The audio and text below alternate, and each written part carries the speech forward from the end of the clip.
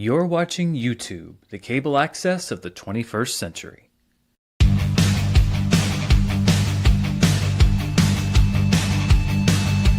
It's Wednesday, it's 4 p.m. where I am, and it's time to talk about movies and answer your questions. Welcome to Dan's World.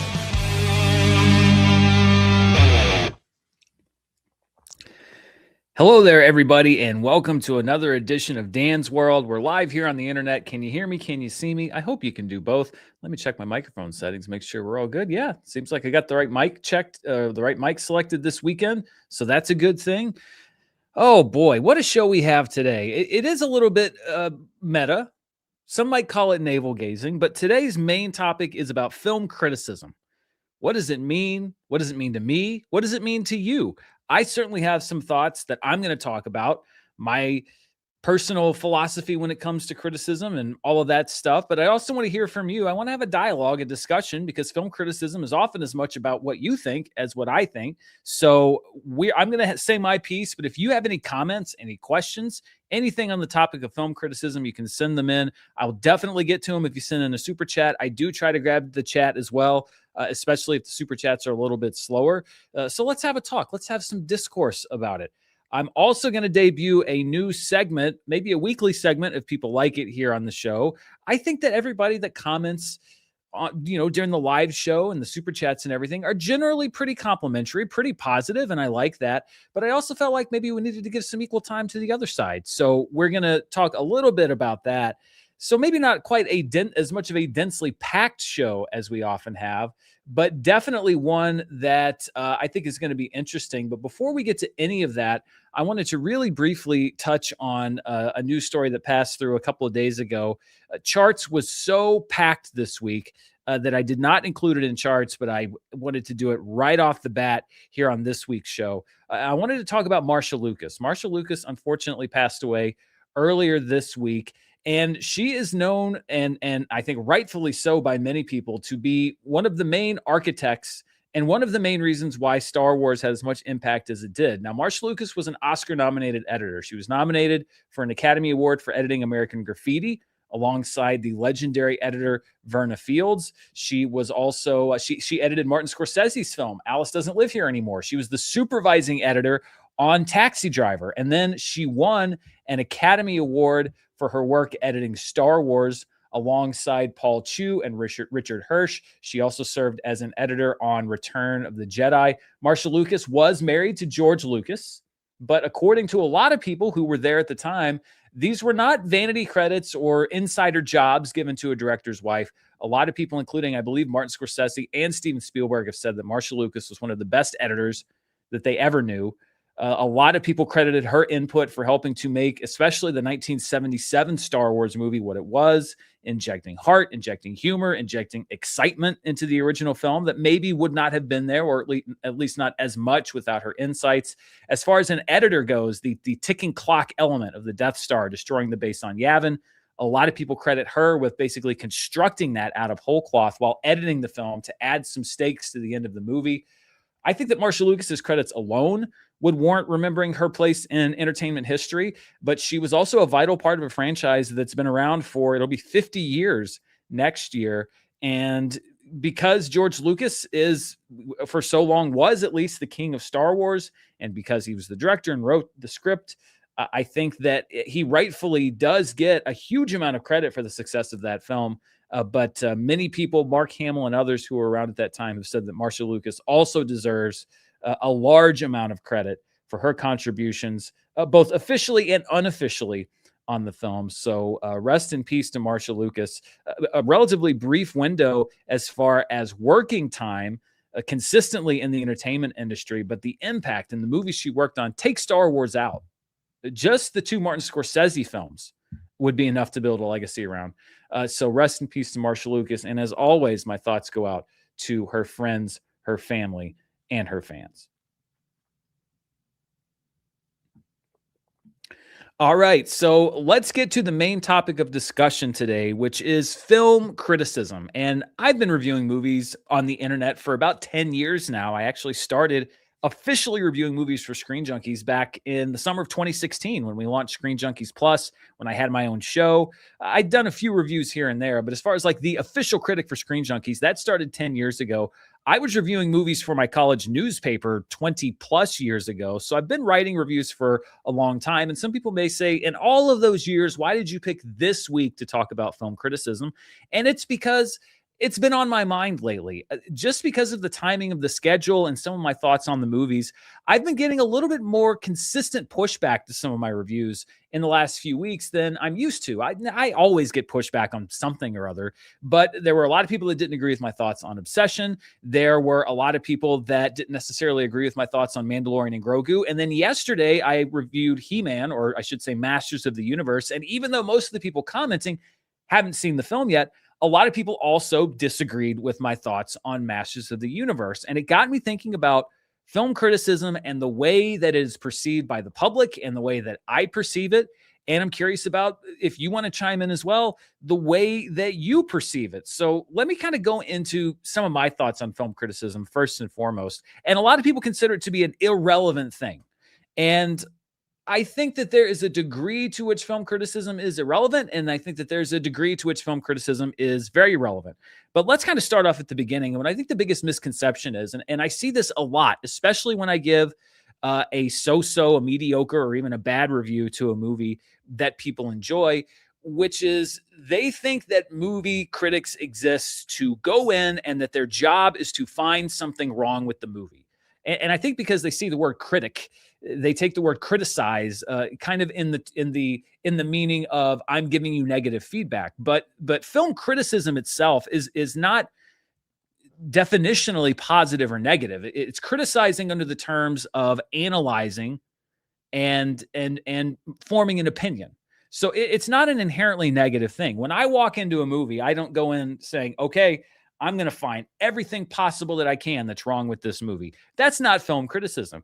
That kind of video could do very well on the internet, but that's not film criticism. To me, film criticism is objective analysis of a movie through your own lens and through your own experience, and then sharing what your opinion may be, positive, negative, usually somewhere in the middle. So that's the first thing that I always think is interesting, which is that a lot of people perceive that the very nature of film criticism is to actively try to find flaws in the movie, when in actuality, usually I'm trying to do the opposite. I'm trying to look and see, well, I might think that this is a flaw right now, but let's see through the rest of the movie. Maybe I'm wrong about that.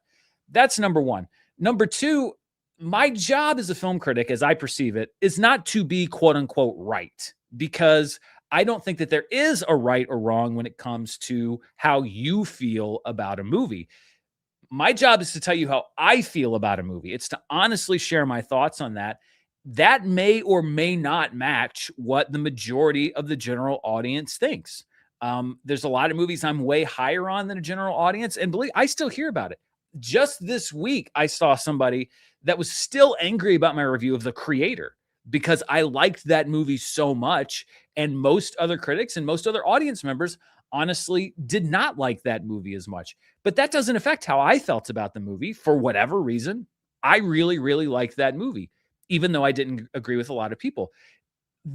There's no right or wrong to it.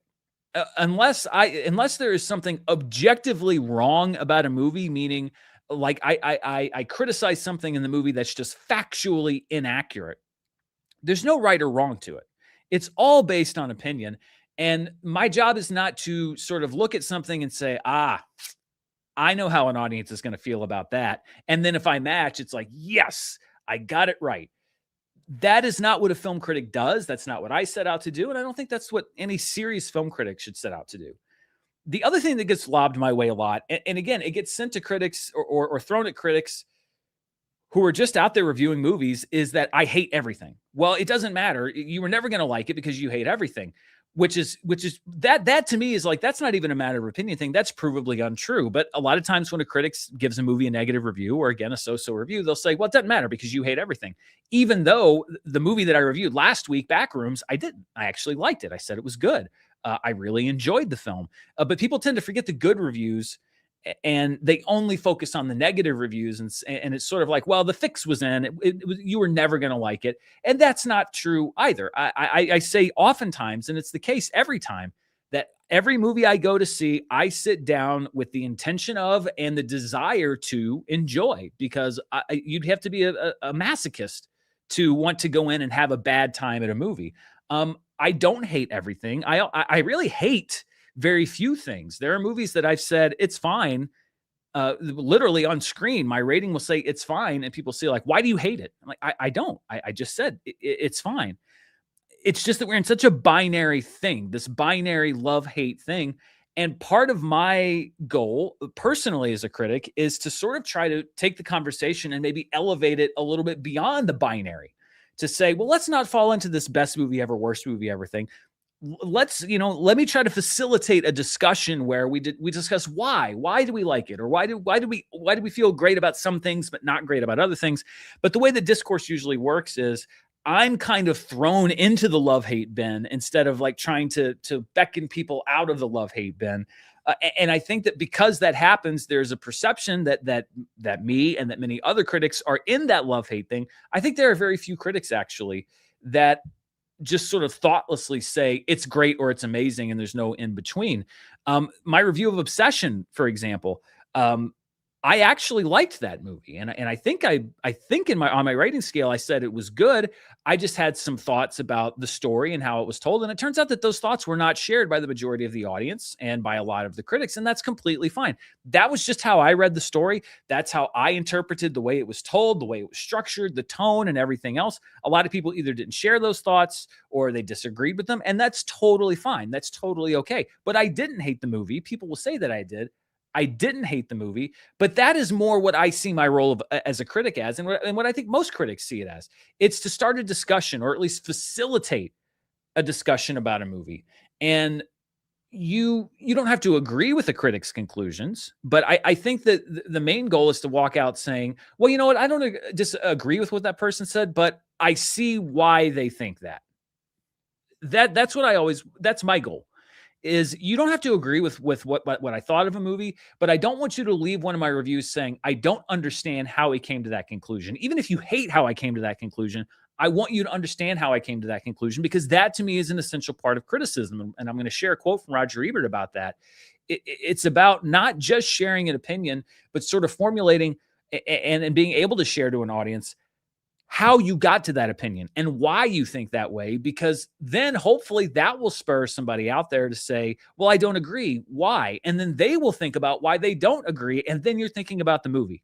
Then you're not just thinking good, bad. You're thinking about the storytelling, the structure, the characterization, and the stuff like that. That's the goal. That's the goal now. That's the goal as far as movie criticism. It's to facilitate conversation. I'm well aware that I see more movies than most people. That's not bragging. That's just the nature of my job. I see more movies than a lot of people. And there are things that to me will feel cliche or tired, or that I don't respond to as strongly because I've seen them in many, many other movies before. I suspect that's going to be the case with Masters of the Universe. I kind of got knocked around a little bit by the people that hadn't seen the movie. I'm guessing, I don't think it's going to do exceptionally well at the box office, but I'm guessing that when people start to see it, I'm in for a whole new round of getting knocked around, probably even more, because people are going to say, I saw it and I thought it was funny. I really liked the humor, which was my big problem with Masters of the Universe. Was I thought that the jokes were cliche. I thought that the humor was overdone, and that it was a style that was kind of going out of style 10 years ago. That's because I've seen so many movies. I mean, I see at least usually 100 movies or more every year, and that's on the low side for a lot of critics. And so things that are more rote or that are worn out for me are not going to be as cliche for an audience member. But what I also can't do is to try to grade a movie on a curve and say, okay, well, yeah, the humor I didn't think connected that well, but I have to take into consideration how many movies does an audience member generally see. So yeah, maybe I can just ignore that and kind of try to guess how an audience is going to respond to it. That to me, that kind of thinking is, I think, what Gene Siskel referred to as death to a critic, not like death to a critic, like kill them, but like it's going to kill how you see movies, because now you're not really sharing what you think, you're sharing what you think an audience is going to think. And I can't do that. I understand. I'm not going to have the same perspective of a movie as a lot of the people that see it. And I try to express that in my review. I think I said in my Masters of the Universe review, you may not see it this way, but that's how I see it. And there are still movies that are able to surprise me. I mean, comedy to me is surprise. And I wasn't surprised by a lot of the comedy in Masters of the Universe. There are movies that are able to do that. And so, yes, I'm going to grade a movie like Masters of the Universe a little bit lower than I will a movie that in today, right now is able to make me laugh or surprise me with the comedy, because I think the comedy in that film is better crafted than something I think relies a little bit more on tropes and stuff like that. But again, that's not me lording anything over anybody, and that's not what any critic does. I think you have to, as a critic, review your movie from the position you're in, but don't view that position as a position of privilege. I think when you start to think, well, I'm a critic, I know better than everybody else. These plebes go to the theaters 3 times a year. I'm in a theater 50 times a year or 100 times a year. I know what I'm talking about. That is when I think you open yourself to legitimate criticism from people saying you're out of touch and you don't understand what a general audience will respond to. I'm very aware of what a general audience will respond to. I don't hold my opinion above that of a general audience's, but I also have to share it from where I come from. And that kind of gets into the when you talk about a critic and a general audience and how in touch they are, that's when the question of relevance comes in. Well, if critics are seeing things from a different position as a general audience, then do they even matter? Then why does it matter what a critic thinks of a movie? Because they're not seeing it through the same eyes. And I will agree that critics often will be looking at movies a little bit differently than many members of a general audience. But at the same time, I think that there is still some utility, because if you hear me say that the humor doesn't work, but you've seen other movies recently where that sort of humor does work for you, then you can say, okay, well, that's not really that important to me. In the same review, I said, I love the production design.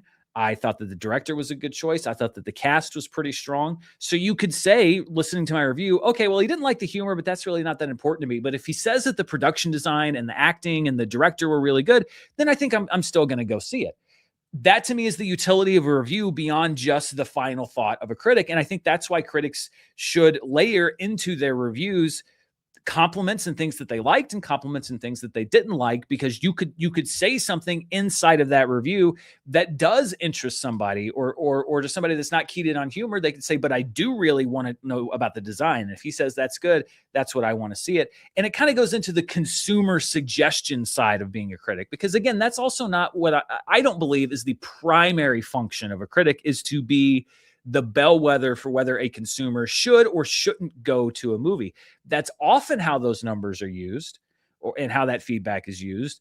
But I don't think that's a critic's primary function. If you look at my scale, my rating scale, I have 5 different ratings. 2 of those 5 ratings, I think you could categorize as actual consumer suggestions. I have one at the very top that says see it now, and I have one at the very bottom that says stay away. Those are, to me, the only times that I will give an opinion that I think is directly advising people what they should do.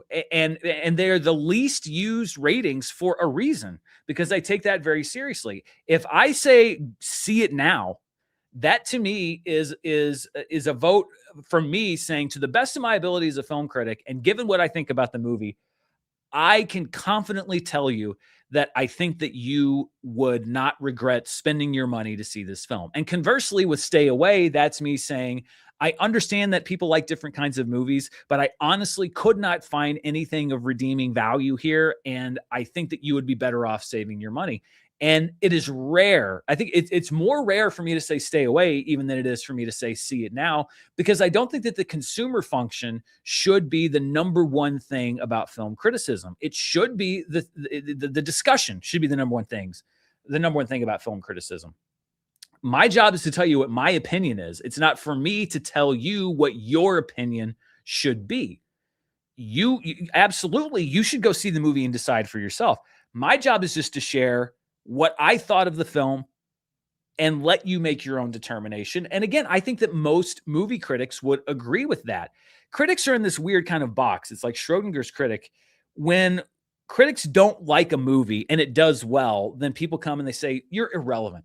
Nobody cares what you think. See, this movie did well and the audience liked it. Nobody cares what you think, and it doesn't matter what you think, and your job shouldn't even exist. But when critics don't like a movie and it doesn't do well, or when critics don't like a movie and somebody else likes it and it doesn't do well, they'll say, it's your fault. You killed it. People would have gone to see this movie, but all of you critics ganged up against it, and you're the reason that it failed. You're the reason that it bombed. We certainly heard a lot of that around the time of Batman v Superman, for example. That's one movie that I can think of. So we're in this weird position where if a movie succeeds in spite of what critics think, then we're irrelevant. But if people like a movie that critics didn't like and it didn't do well at the box office, then we're the reason. So we are both the least powerful and most powerful force in Hollywood, kind of depending on what you thought of the movie itself personally. So it just kind of goes to show you, you're just chasing your own tail as a critic if you're trying to go in line with what the audience thinks. But I think that relevance and whether a critic matters really comes down to your personal relationship with that critic. And I know it has always certainly been the case with me in the past and now, that how often I watch a critic or how often I read a critic really doesn't have much to do with how often I agree with them. Because that is not with the consumer function. That's not really what I'm looking for. I'm looking for a critic that I think is able to have an interesting, well-informed discussion about a movie, even if I don't agree with what they think. It's about the quality of their work in the actual criticism, and not do I agree with them or not. Roger Ebert. I'm gonna share a lengthy quote from Roger Ebert in just a few minutes, and there's a reason why. Critically, he has been my North Star since I was a kid. He is my favorite critic of all time. I think he's the best movie critic of all time. He gave Die Hard 2 out of 4 stars. Die Hard, I think, is one of my favorite movies. It is one of the best action movies of the 80s, and I think that Die Hard is a legitimately great movie, meaning it's not just I don't think it's just a great movie because I like it a lot. I think I could point you to the script and the story structure and the acting and and everything else, and demonstrate why it's just a great movie. He gave it 2 out of 4 stars. He said that Home Alone 3 was the best movie in the franchise, and trashed the other 2 movies. He had some takes that were absolutely nuts. Wet Hot American Summer, which I thought was such a refreshing comedy when I was, in college when it came out, and Roger Ebert just trashed it. I mean, he loathed it. He hated it. Didn't get it. Didn't understand it. And if I were just to base whether I liked Roger Ebert based on when I agreed with him, then I would have stopped listening to him, because it's saying like, he don't know what he's talking about, because I don't agree with him on this movie, and this movie. But that's not why I was a fan of his. I was a fan of his because I liked how he talked about movies, even movies that he didn't like and I liked, and vice versa. I liked listening to him and understanding why he thought that way. And it's like, okay, I get why he thinks that. I don't agree, but that's kind of an interesting angle to approach it at. Or I think it's an angle that is maybe short-sighted in this way, but you could have a discussion with him about it, not about whether the movie was good or bad, but about why he thought that way about that movie. And that, to me, is what I think are the most interesting conversations about movies. And that, to me, I think is why critics are relevant, is because their opinions can facilitate those conversations with a critic, with people that you like, with your family members. Can you believe Dan said this about Obsession? He thought that the story wasn't focused enough on Nikki, but here's why I thought it was. He's so wrong. Well, in trashing what I thought about the movie, you are having a discussion with somebody about how the director, how Curry Barker used the language of cinema to get his point across. Mission accomplished, because now you're talking about the substance of the movie. And I think that's what critics are there to facilitate. I think a critic's facility or utility to you as a consumer can be based on their opinions, but I don't think that it should reflect on the quality of their work. The consumer element, I don't think, is the number one thing. I do my best to be a good critic in that I try to be analytical. I try to be fair. I try to be objective. And no matter what I think about a movie, I try to be very honest and open and clear about why I think that. So whether you agree or disagree, you're not sitting there wondering, well, how did he come to that conclusion? Like I want to give you that background. And I think that's what every critic should do. I'm aware that I like a lot of big blockbuster movies less than a lot of people. And I'm also aware that I like a lot of Oscar movies more than a lot of people. Um, my personal metric of success is in how successfully I communicate my feelings. That to me is how I judge my own value as a critic. And there are times when, like with the Obsession review, and I keep going back to it because it's probably the one I've gotten the most feedback on recently and the most negative feedback. I 100% stand by everything I said in that review. I do think, and I've gone back and watched it because a lot of times if I get a lot of pushback on something, I'll go back and say, like, did I miss something? And a lot of times the answer is no. But going back and watching it, um, the only regret I have is it was like, yeah, I could have communicated that better. Not I regret what I thought. Not, oh, I was wrong on that. I could have communicated that better. So that even if you disagree with me, maybe there's a little less wiggle room. So you're like, well, how did he get there? So, I mean, that's where I critique myself and say, oh, I could have done better. Sometimes I will change my mind on a movie. Get Out is a perfect example of that. And I mention it often here on the channel. I did miss things in that movie that were there, that were subtextual and textual, that affected my how much I liked the film. And my initial take on the movie was very different from what I eventually thought about the movie, and it was due to blind spots of my own, cultural blind spots, just blind spots in that particular day. I was in a weird mood or something, and I will happily go back and say, you know what, I've reevaluated the film, and I was off base on that initial one. I was off base on my initial thoughts, and here's why. And I've done that, and I'll continue to do that. So no critic is perfect, and no opinion is final. But it's all about how you express those opinions. So, to sort of sum it up, I think that critics matter to the degree that you decide they matter. If you think all critics are irrelevant, I'm not going to sit here and argue with you that they aren't. But I'm not of the opinion that what I think also is any more or less important than what you think. Your opinion is the most important. I will probably say that 1,000 more times in the lifespan of this channel. Your opinion on a movie and what it means to you is the most important. All I do is use what I know about film and how that informs my feelings to tell you what I thought about a movie. And then the rest is that's all you. So this is a quote that I found from Roger Ebert, and this will wrap up this segment. I've talked way too long about this. Who even knows how many people care or are listening anymore? This is something I found from Roger Ebert. He wrote this not too long before he passed away. It was from an article he did called "Critic is a Four-Letter Word." He said, "Quote: It is not important. It is not important to be right or wrong. It is important to know why you hold an opinion, understand how it emerged from the universe of all your opinions, and help others to form their own opinions. There is no correct answer. There is simply the correct process.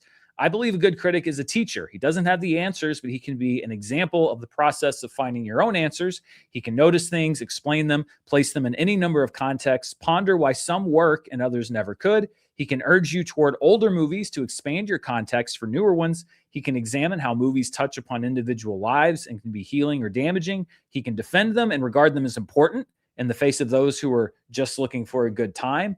He can argue that you will have a better time at a better movie.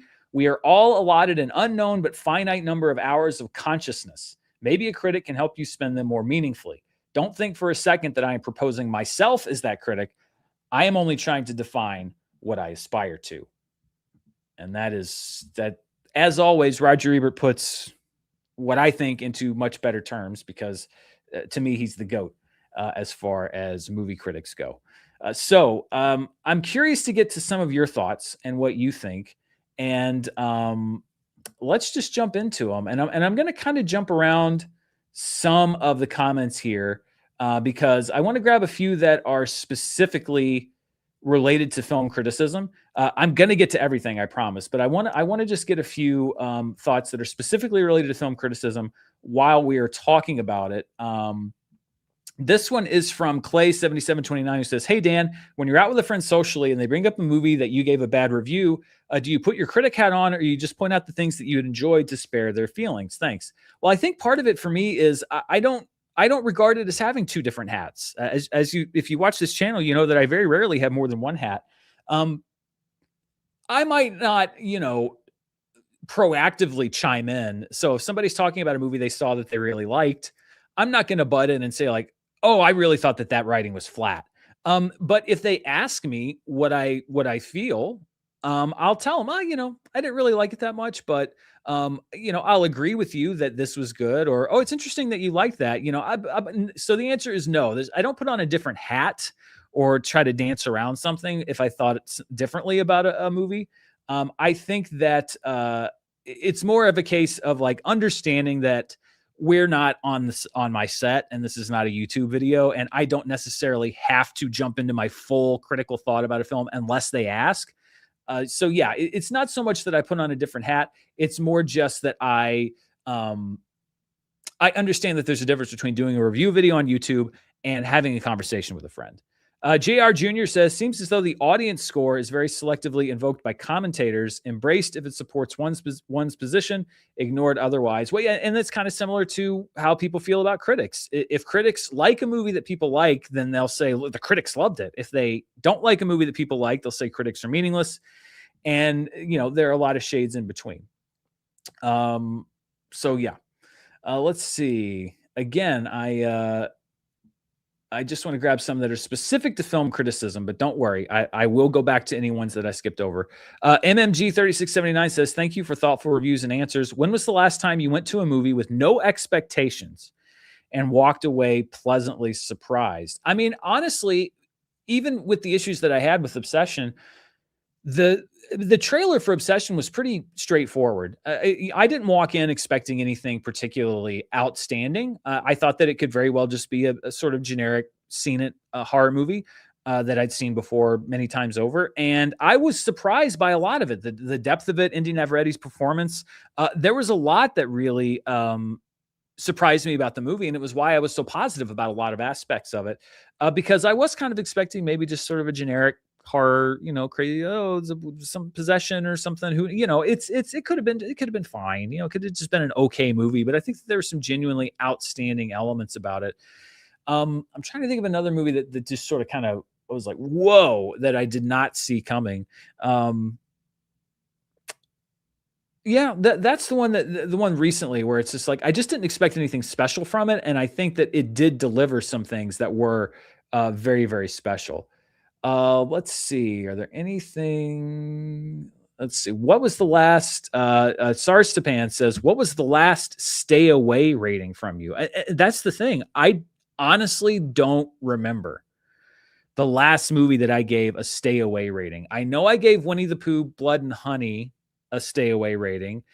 I think I gave The Marvels a stay away rating. Which maybe was a tad harsh, but I don't know. Maybe not. I don't know if it was that harsh. The Marvels is whichever one came first, Blood and Honey or The Marvels is the last one I can. Well, okay. So I gave Megalopolis all of the ratings at once.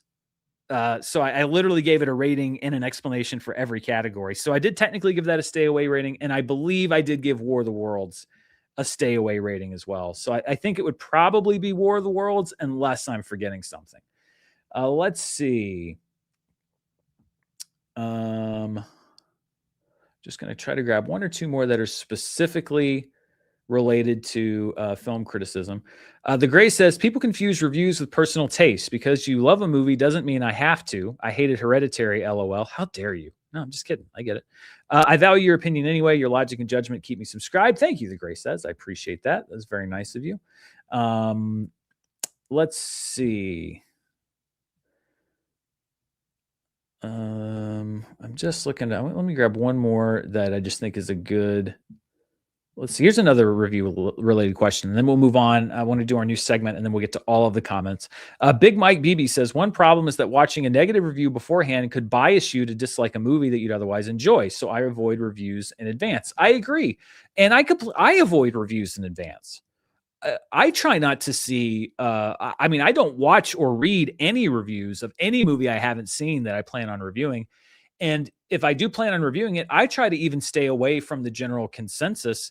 And that's the other thing is if you don't want a reviewer to potentially bias you against a movie, then stay away from that review. That's what kind of surprised me so much about Masters of the Universe was there were a lot of people attacking my thoughts on the movie that haven't seen it. So it was like, you hate everything and this movie looks fun. If you're going to attack my thoughts on a movie, the bare minimum that I would ask is that you see it first. And then you can attack my thoughts on the movie. But that's also what I don't understand is people that are angry at critics for potentially biasing them against a movie because they gave it a good review or a bad review, and yet they're sitting and watching reviews before they go see a movie. Just don't watch the review, which is quite something for me to say because I'm saying don't watch my content until days after it comes out, which definitely does not benefit me. But don't watch my review until the movie comes out, and then you can talk to me about it. But this sort of preemptively getting angry about my thoughts on a movie because you want it to be good and I said it wasn't very good, I don't understand it because that to me, we're not talking about my thoughts on the movie. We're talking about your interpretation of my thoughts on the movie based on what you think your thoughts of the movie are going to be. That I don't think can be a very productive conversation. Hufflebug says, "Hey Dan, I wanted to say thank you for being objective about film. I'm often very disappointed when talking to people who don't seem to see the value in film as art outside of entertainment. I mean, it absolutely has value as art outside of entertainment. Some of the most affecting works of art, I think, film is as valid a piece of art as a painting in a museum or a song or an aria or a symphony or anything else, because it can be just as meaningful and just as deep and just as full of emotion and humanity, but they're not all intended to be. That's the other thing. People say, like, you only like Oscar movies. That's not true. I don't only like Oscar movies. I like dumb comedies. I like action movies. I like all kinds of movies. It's just about, what is its effect on me? You can have stupid things happen in a movie, and you can have cliche writing if the movie treats it in a way that they understand that that's what it is and not they're trying to brush over or excuse it. So, yes. And the thing about being objective about film, I mean, film criticism is is subjectivity in the sense of like, it is fully about what I think about the movie. But yes, I think you do have to be objective in the sense of not being pre-biased against anything. You have to go into it objectively in order to form your subjective thoughts. Dylan Fitzsimons, 2278 says, thoughts on Richard Roper, who was Gene Siskel's replacement with Roger Ebert. I liked him. I never thought that he was ever able to replicate the magic that Ebert and Siskel and Ebert had. I liked him. I mean, he had some takes sometimes. I'm like, what is this guy thinking? But I thought that he was a great, oftentimes a good foil for Ebert. And nobody could be Gene Siskel. Let's be honest. Nobody could really be Gene Siskel. All right. So we're going to definitely get to I'm going to go back to the beginning and get all of your super chats. And we may even have some stuff from our film criticism conversation. But very quickly, I wanted to introduce a new segment. Even with those comments that we just talked about, talking about film criticism, many of them were very complimentary. And I think that a lot of the comments I get here on the show are very complimentary. But I felt like maybe we should also give equal time to the folks that aren't as happy with what they see here on the channel.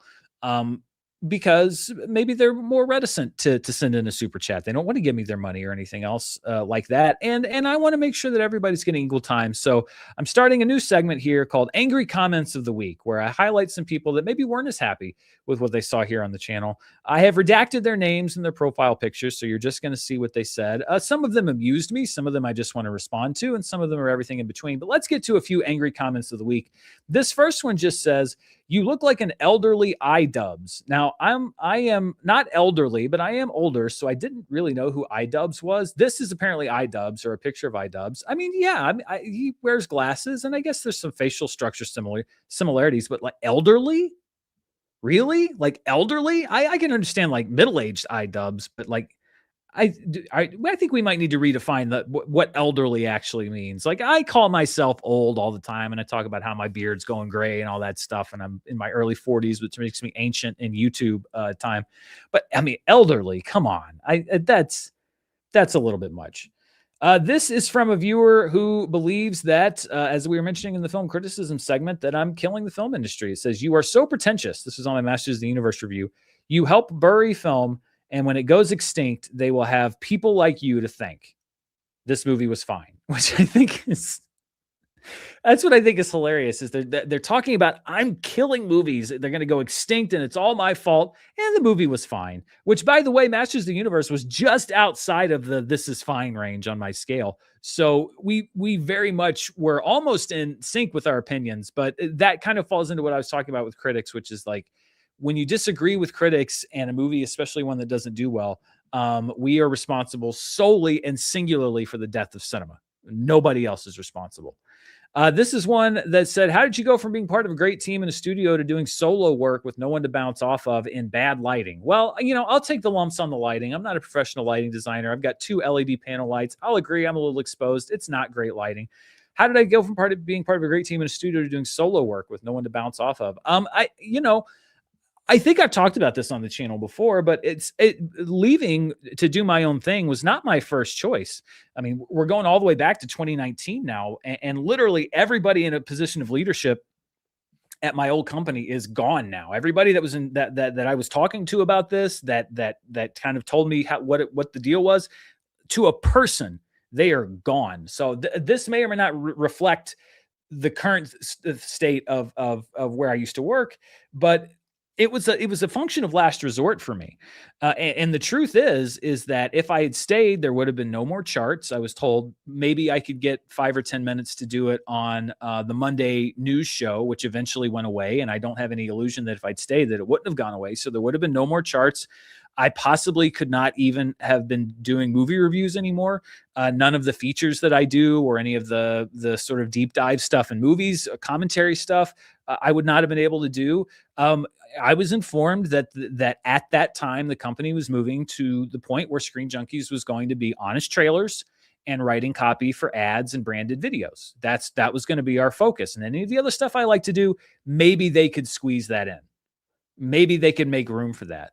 And it wasn't an aggressive thing. It was just a very matter of fact thing. So the reason that I'm doing my own solo thing here is that I had a choice between not being able to do any of those things or trying to do everything on my own.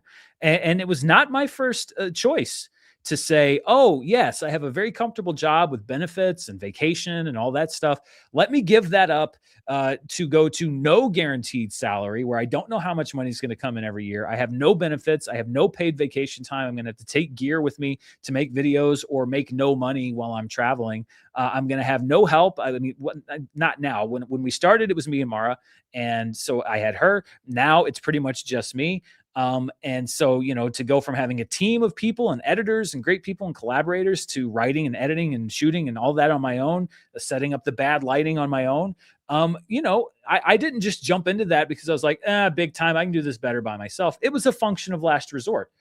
So it really was, that's how, because I wanted to keep doing the things that I enjoyed doing.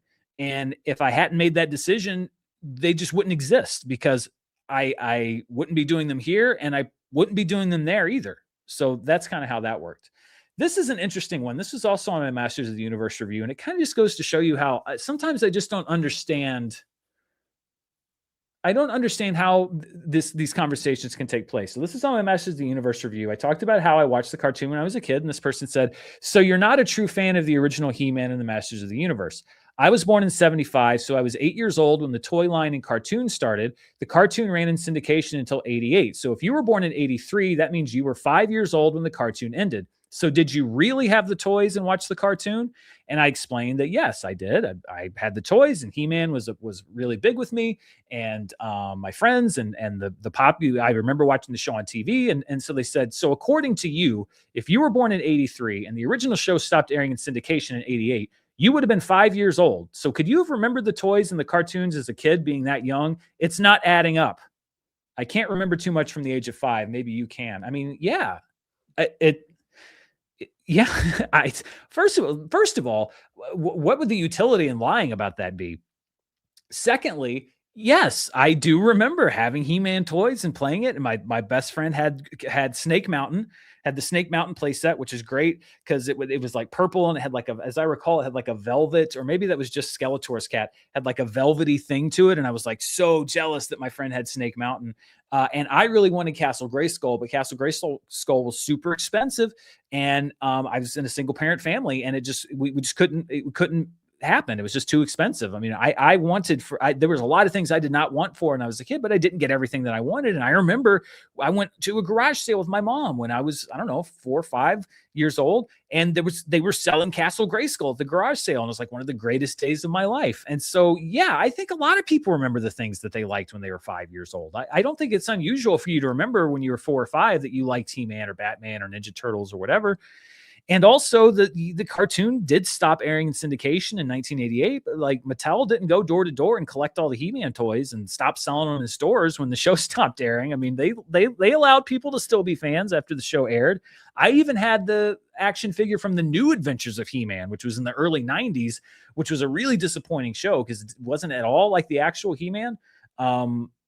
So yes, that's where I kind of like, I just sort of don't understand conversations sometimes, because it's like, it's weird that you're questioning that. And then when I push back and say like, yeah, no, I remember liking He-Man, you're like, no, sorry, doesn't add up to me. I think you're full of it. And like, going to be like, you're right. I was lying. I didn't watch 1987's He-Man on repeat when I was a kid. I was lying about it when on Screen Junkies when I talked about it when we were doing Honest Trailers. I pushed them to do that for 5 years, just because I was planning this long con so that when the eventual Masters of the Universe movie got made, that I could pretend to be a fan of a franchise that almost nobody cares about anymore. So you got me busted. It's just odd. Okay. This one would be called the angry comment of the week, because it just goes to show you the kind of journey you can take with comments. And by the way, these are a minority of the comments, but they're amusing to me for many different reasons. But this would be what I call the angry comment of the week. This was actually in response to last week's Dan's World. If you remember last week's Dance World, I talked about the spin that I thought that some of the trades were putting on the box office performances of The Mandalorian and Grogu. The name of the episode was Fact Checking the Spin on Star Wars.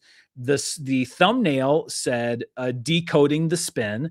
And I went back and checked 3 minutes into the episode. I said spin, in case you don't know what it is, and I went into the explanation of what spin is. So this is a comment I got from somebody on that video. I think the word you're looking for is spin.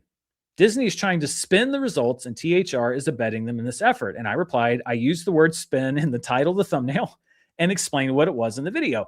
And this was the response that I got. And the journey you're going to go on with me in this comment is bananas. They responded, that's fine, but there's so much of the video where you're saying, well, THR is using their platform to, to say things that are clearly being fed to them from Disney's PR department.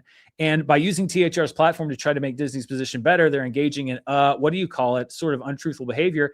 And I was listening, saying to myself, say spin, MFer, say it, they're spinning. It really seemed like you just couldn't think of the word for a very large part of this hour-plus long video. If you said spin, I missed it, and you clearly did not say it early when it would have been appropriate, even though, again, in the title, in the thumbnail, and I said it 3 minutes into the video. But that's part of the circular thing in this conversation is like, you made a mistake. It's like, no, actually, I didn't, and here's where I didn't. And like, yeah, well, but you did. Yeah, and you clearly did not say it early when it would have been appropriate, which I did. And to be fair, we've all been there, but I wasn't there. I was not there. And then they go on to say, also, thanks for responding. I just want to say that you've inspired me to do my own charts in Excel and just recently to start posting them on r/box office, which is great. That's a great thing to hear. And then they go on to say, anyway, cheers. Please move back to Hollywood. You were so much better sitting across from Joe Starr doing Honest Trailer commentaries than you ever will be in your stupid little man cave alone. No shade. But you work better with 2 to 5 people on screen. Think it over. And best of luck. This was a great video. So this to me is just like, it's sort of the bizarre agony and ecstasy, because I actually love, because it just breaks my brain, because it's a comment of just like, it hits all of the check boxes. It checks off all the boxes. You made a mistake that you didn't make. You say that you didn't, but I'm still going to say that you did, even though you didn't. But anyway, here's a compliment. Here's why I was right and you were wrong. I really like your videos. You suck by yourself and you're in a stupid little man cave and you should go back to Hollywood. Think about it. Anyway, cheers. Have a great day. Like I wish you that should be framed and hung up in the YouTube comment Hall of Fame because it hits every single check mark that you could possibly get in a YouTube comment. It is one of the bizarre daily, just existential, but also kind of joyful and like, I don't know. It makes you feel alive in some ways and dead inside in other ways. It's just, that was the best one I've gotten in a while. And it kind of inspired me to start this whole segment because it's not like I'm not sitting here complaining, like, can you believe these people are being mean to me? That's what the first part of this video is for. It really is. Sometimes I just feel like I've got to share this with people because I don't think they'll believe me otherwise. And it's like, it's just hard to understand sometimes. So yeah. Angry comments of the week. Let me know what you thought. If you enjoyed it, maybe we'll keep doing it. If not, maybe you'll never see it again. All right. We've got a lot of comments we haven't gotten to, and we'll probably have a lot more to say about film criticism, but we've already been on for almost an hour. So I get a feeling this is going to be kind of a long show today, and it's kind of hot in here. So let's get going. Caden Prowse 8079 says, will you ever review Arcane Season 2, Acts 2 and 3? I don't think so. I watched them with the purpose of doing it, but I think, first of all, it was happening. I could be wrong. I think it was happening around the time I moved, or something was going on at that time where it was kind of tough for me to get into my schedule. And then I didn't have strong enough feelings, super strong feelings to say like, oh, I have to clear time to make a video review for this. So I don't think I'll do it at this point, but I did watch it. Wells 009 says, FOMO made me pre-order Kill Bill, The Whole Bloody Affair on 4K Blu-ray, even though I already own the 2-part version. Do I have a physical media problem? James Franco. If you don't understand that reference, go back and watch last week's show. No, I don't think I didn't realize it was open for pre-order, or else I probably would have pre-ordered it. No, I don't think you have a physical media problem. I have part 1 and part 2 as well. They're different movies. The Whole Bloody Affair is a completely different experience than watching Kill Bill Volume 1 and Kill Bill Volume 2 separately. So no, you don't have a physical media problem at all. I say that as somebody who, if you've seen this channel, clearly has a physical media problem, but I don't think you do. But I don't either.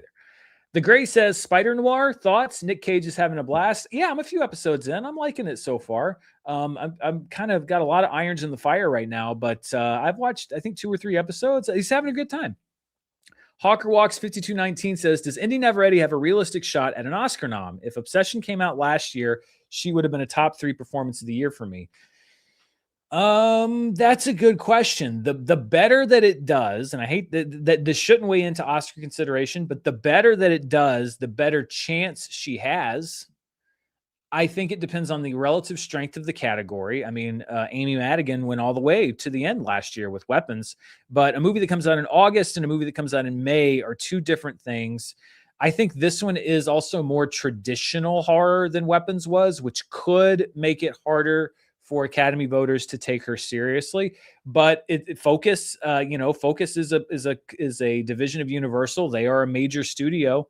So I think if they choose to give her the big awards season push, then they very likely will.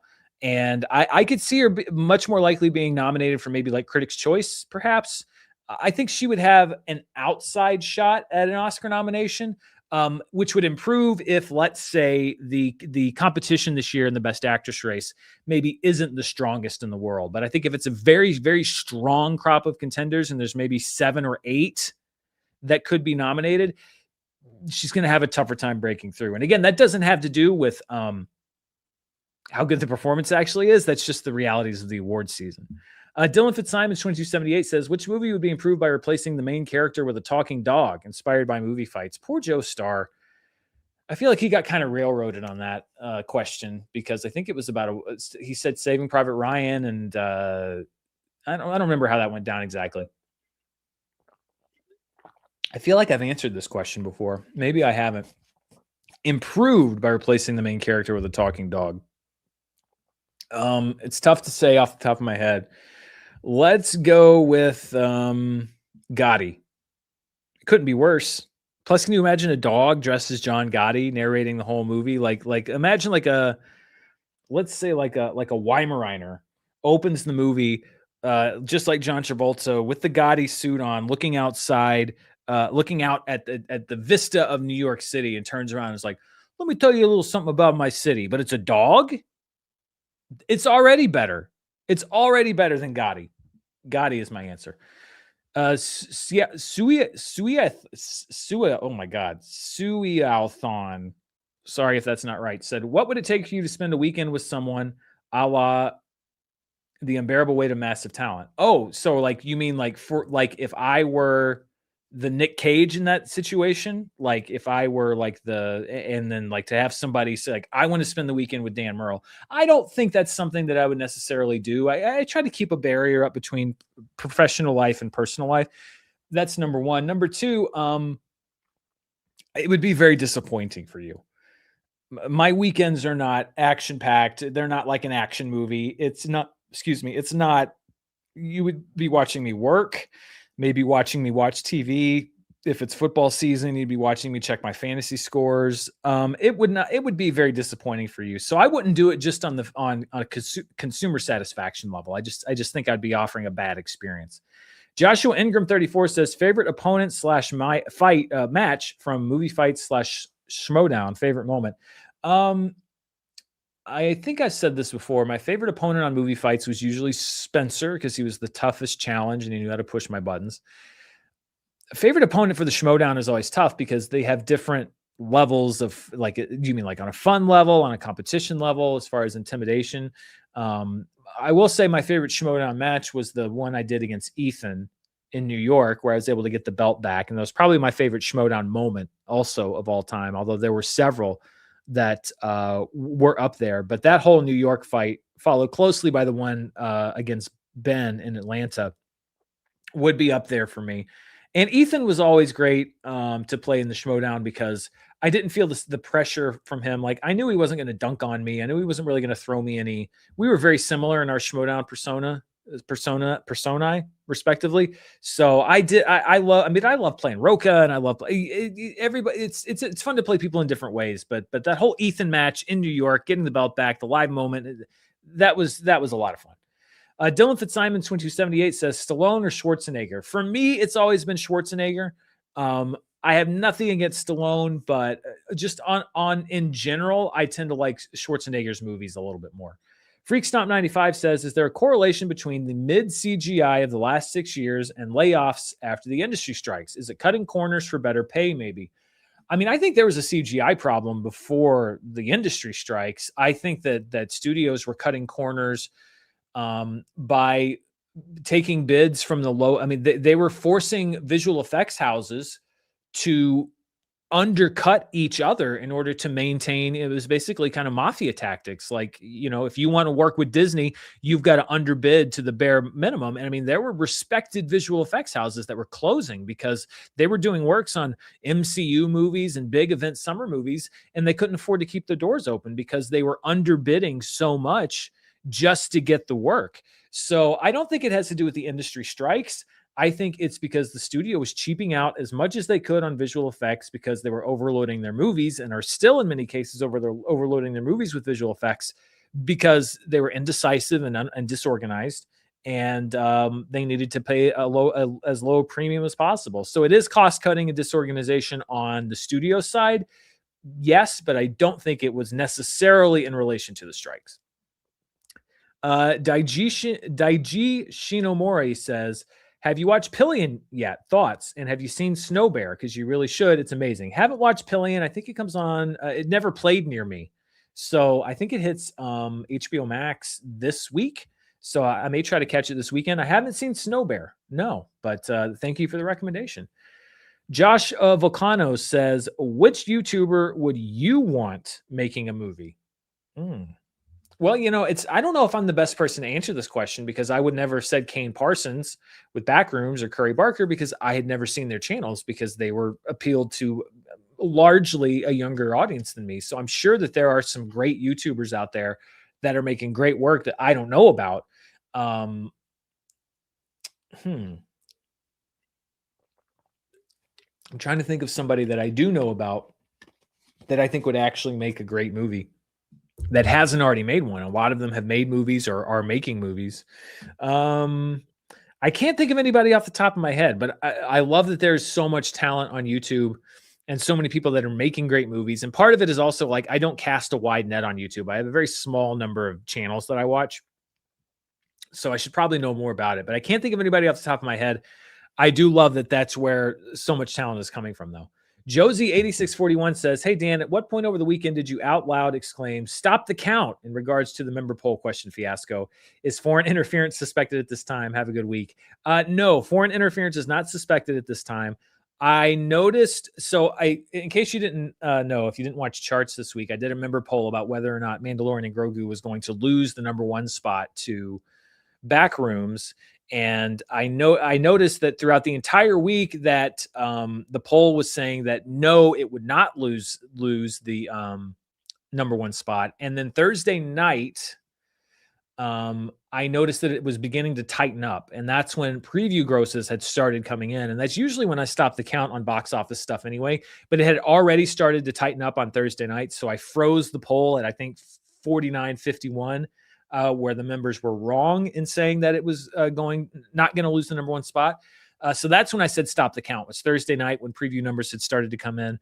And then it did eventually flip from no, it's not going to lose the number one spot to yes, it will. And so I had a little bit of conversation with members. I got some pushback. Some people saying it wasn't that we cheated. It's because you put out your review and people changed their votes. I'm skeptical. I saw some people in the comments saying they were going to change their votes. So that may have been the case for some people, but I'm skeptical that people were changing their votes because they saw my review of the movie and that it was good, because the reviews had already been out and the reviews were already good. I think that there were some people that saw the figures come in and changed their votes as the weekend went on and thought that I wasn't going to check till the end of the weekend. But Thursday night was when I stopped the count. And I do think people changed their votes personally. Papa Squad Official 9282 says USA's percentage of global box office seems disproportionately larger than the rest of the world's. Why is that? Movie cost, population, love of movies, etc.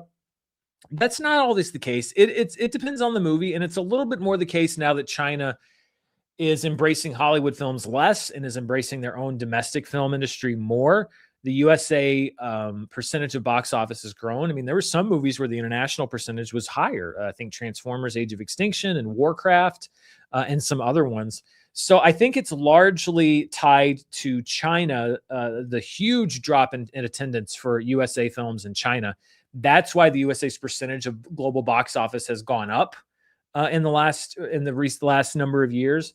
And I think that it has to do with the fact that they're Hollywood films and they're being seen in the USA, and we've lost a big chunk of that foreign business because the Chinese industry has changed so much over the last 5 years or so. Black Bag V says best and worst Clint Eastwood movies, James Franco. That's what kicked off the whole thing last week, and I still don't know what the question means. Zach Likes Movie 72 says just got out of seeing Pressure, went in for Fraser, but walked out thinking about Andrew Scott. Serious contender for favorite performance of 2026. I'm a big fan of Andrew Scott. I thought he was great in Wake Up Dead Man. I can't think of a movie I've seen him in where I didn't walk away saying he was great, and he looked good in the previews for Pressure. That's not necessarily a movie I think I'd go see in theaters, but I would like to check it out for his performance, because I think TV wise he's very rated as far as an actor with the Fleabag and all that, and even going back to Sherlock. That's when I first saw him. I'm like, who is that guy? That guy's great. But I think that on a movie level, he might still be underappreciated a little bit. And he's been great in every movie I can think of that he was in. Gazarngad says, hey, Dan, I was wondering how the money works when an indie film gets sold at a festival, then becomes a box office hit. Is there a split? Is it first dollar gross, or does the distributor recoup costs? Well, I think that all comes down to the particular contract that's signed. So Obsession, for example, was made for about, I think, $1 million. And then Focus picked it up out of Toronto for $15 million. So as I understand it, the way that deal likely worked was that the original investors for the movie, when it was acquired for distribution, would have gotten their money back.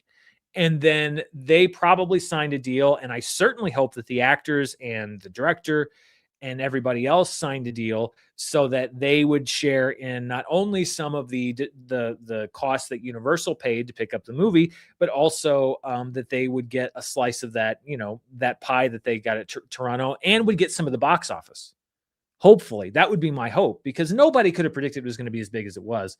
So it varies based on film, but usually the way that it works, if you make an independent movie that gets picked up for distribution, a lot of times the original investors will get their money back, and then probably a percentage of whatever the movie makes.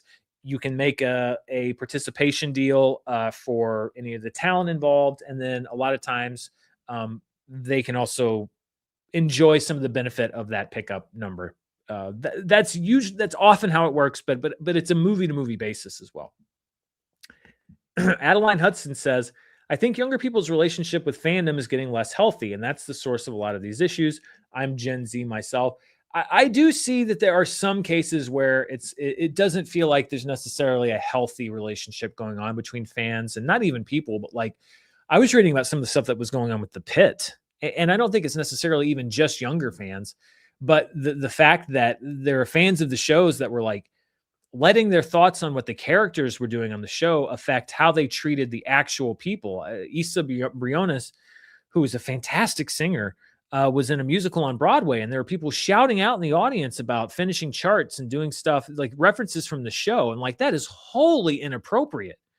I think it bleeds over into a lot of what I've seen, not just with fandoms, but even just driving and behavior in public, which is the idea that all social norms, many of them seem to have just gone out the window, or at least those walls of shame have begun to dissipate, where people just feel entitled to oftentimes say or do whatever they want and not really care about the consequences, or be surprised when there are consequences. And I think it has to do a lot with social media and the idea that a lot of that's incentivized. The fact that a lot of communities are becoming more insular, and so the fandom communities can get even more intense, and you can find the super intense fans and then create your own super intense fan community. And I think you can have a bit of a distorting effect. But I do agree that there are lines that kind of used to exist between what's appropriate and what's not appropriate as far as something or someone you're a fan of, that are going away, and you see more and more inappropriate things, even stuff like, musicians on stage and people throwing stuff on stage, throwing phones. And it's just like, that's unheard of, that behavior. And the fact that it's done consistently, it's just crazy. It's just that it concerns me. Carter Ross says, I saw Clue for the first time and almost died laughing. Can you discuss how having different endings in different theaters may have confused / moved critics / audiences away? That gimmick would work today? I mean, as I understood it, the way that it would work, and it was kind of meant to kind of boost the box office gross of the movie, was when you would watch Clue, you would look and it would say in the newspaper, the showtime would say 2:15 Clue ending A, 4:30 Clue ending B, 7 o'clock Clue ending C. So you could see the movie and you would go back 3 times to see each ending. I agree. I don't necessarily think that's the best strategy, because I think it's going to frustrate people maybe more than excite them. And I'm sure that was probably hard for theater owners, and theaters probably got it wrong every once in a while, because you'd have to have different reels and show a different last reel, and you got to make sure you got the right one at the right time. I think it was handled just fine the way that you see it now. When you watch it now, it just runs all 3 endings, 1, 2, 3, one after the other. I understand it's kind of the novelty thing of it, but I do wonder if it frustrated audiences. I don't know about critics. I wonder if critics were shown all 3 endings, or if they just saw one of the 3. But I think it works just fine the way that it's done. And I understand the intent behind the experiment, but I think it could maybe have frustrated some people and contributed to why it didn't do so great. HPV1000 says, what you cover is how I found your channel, but how you keep breaking things down is why I keep coming back. The journey is the destination. Keep on keeping on. Well, thank you very much. That's very nice. HP versus 1000.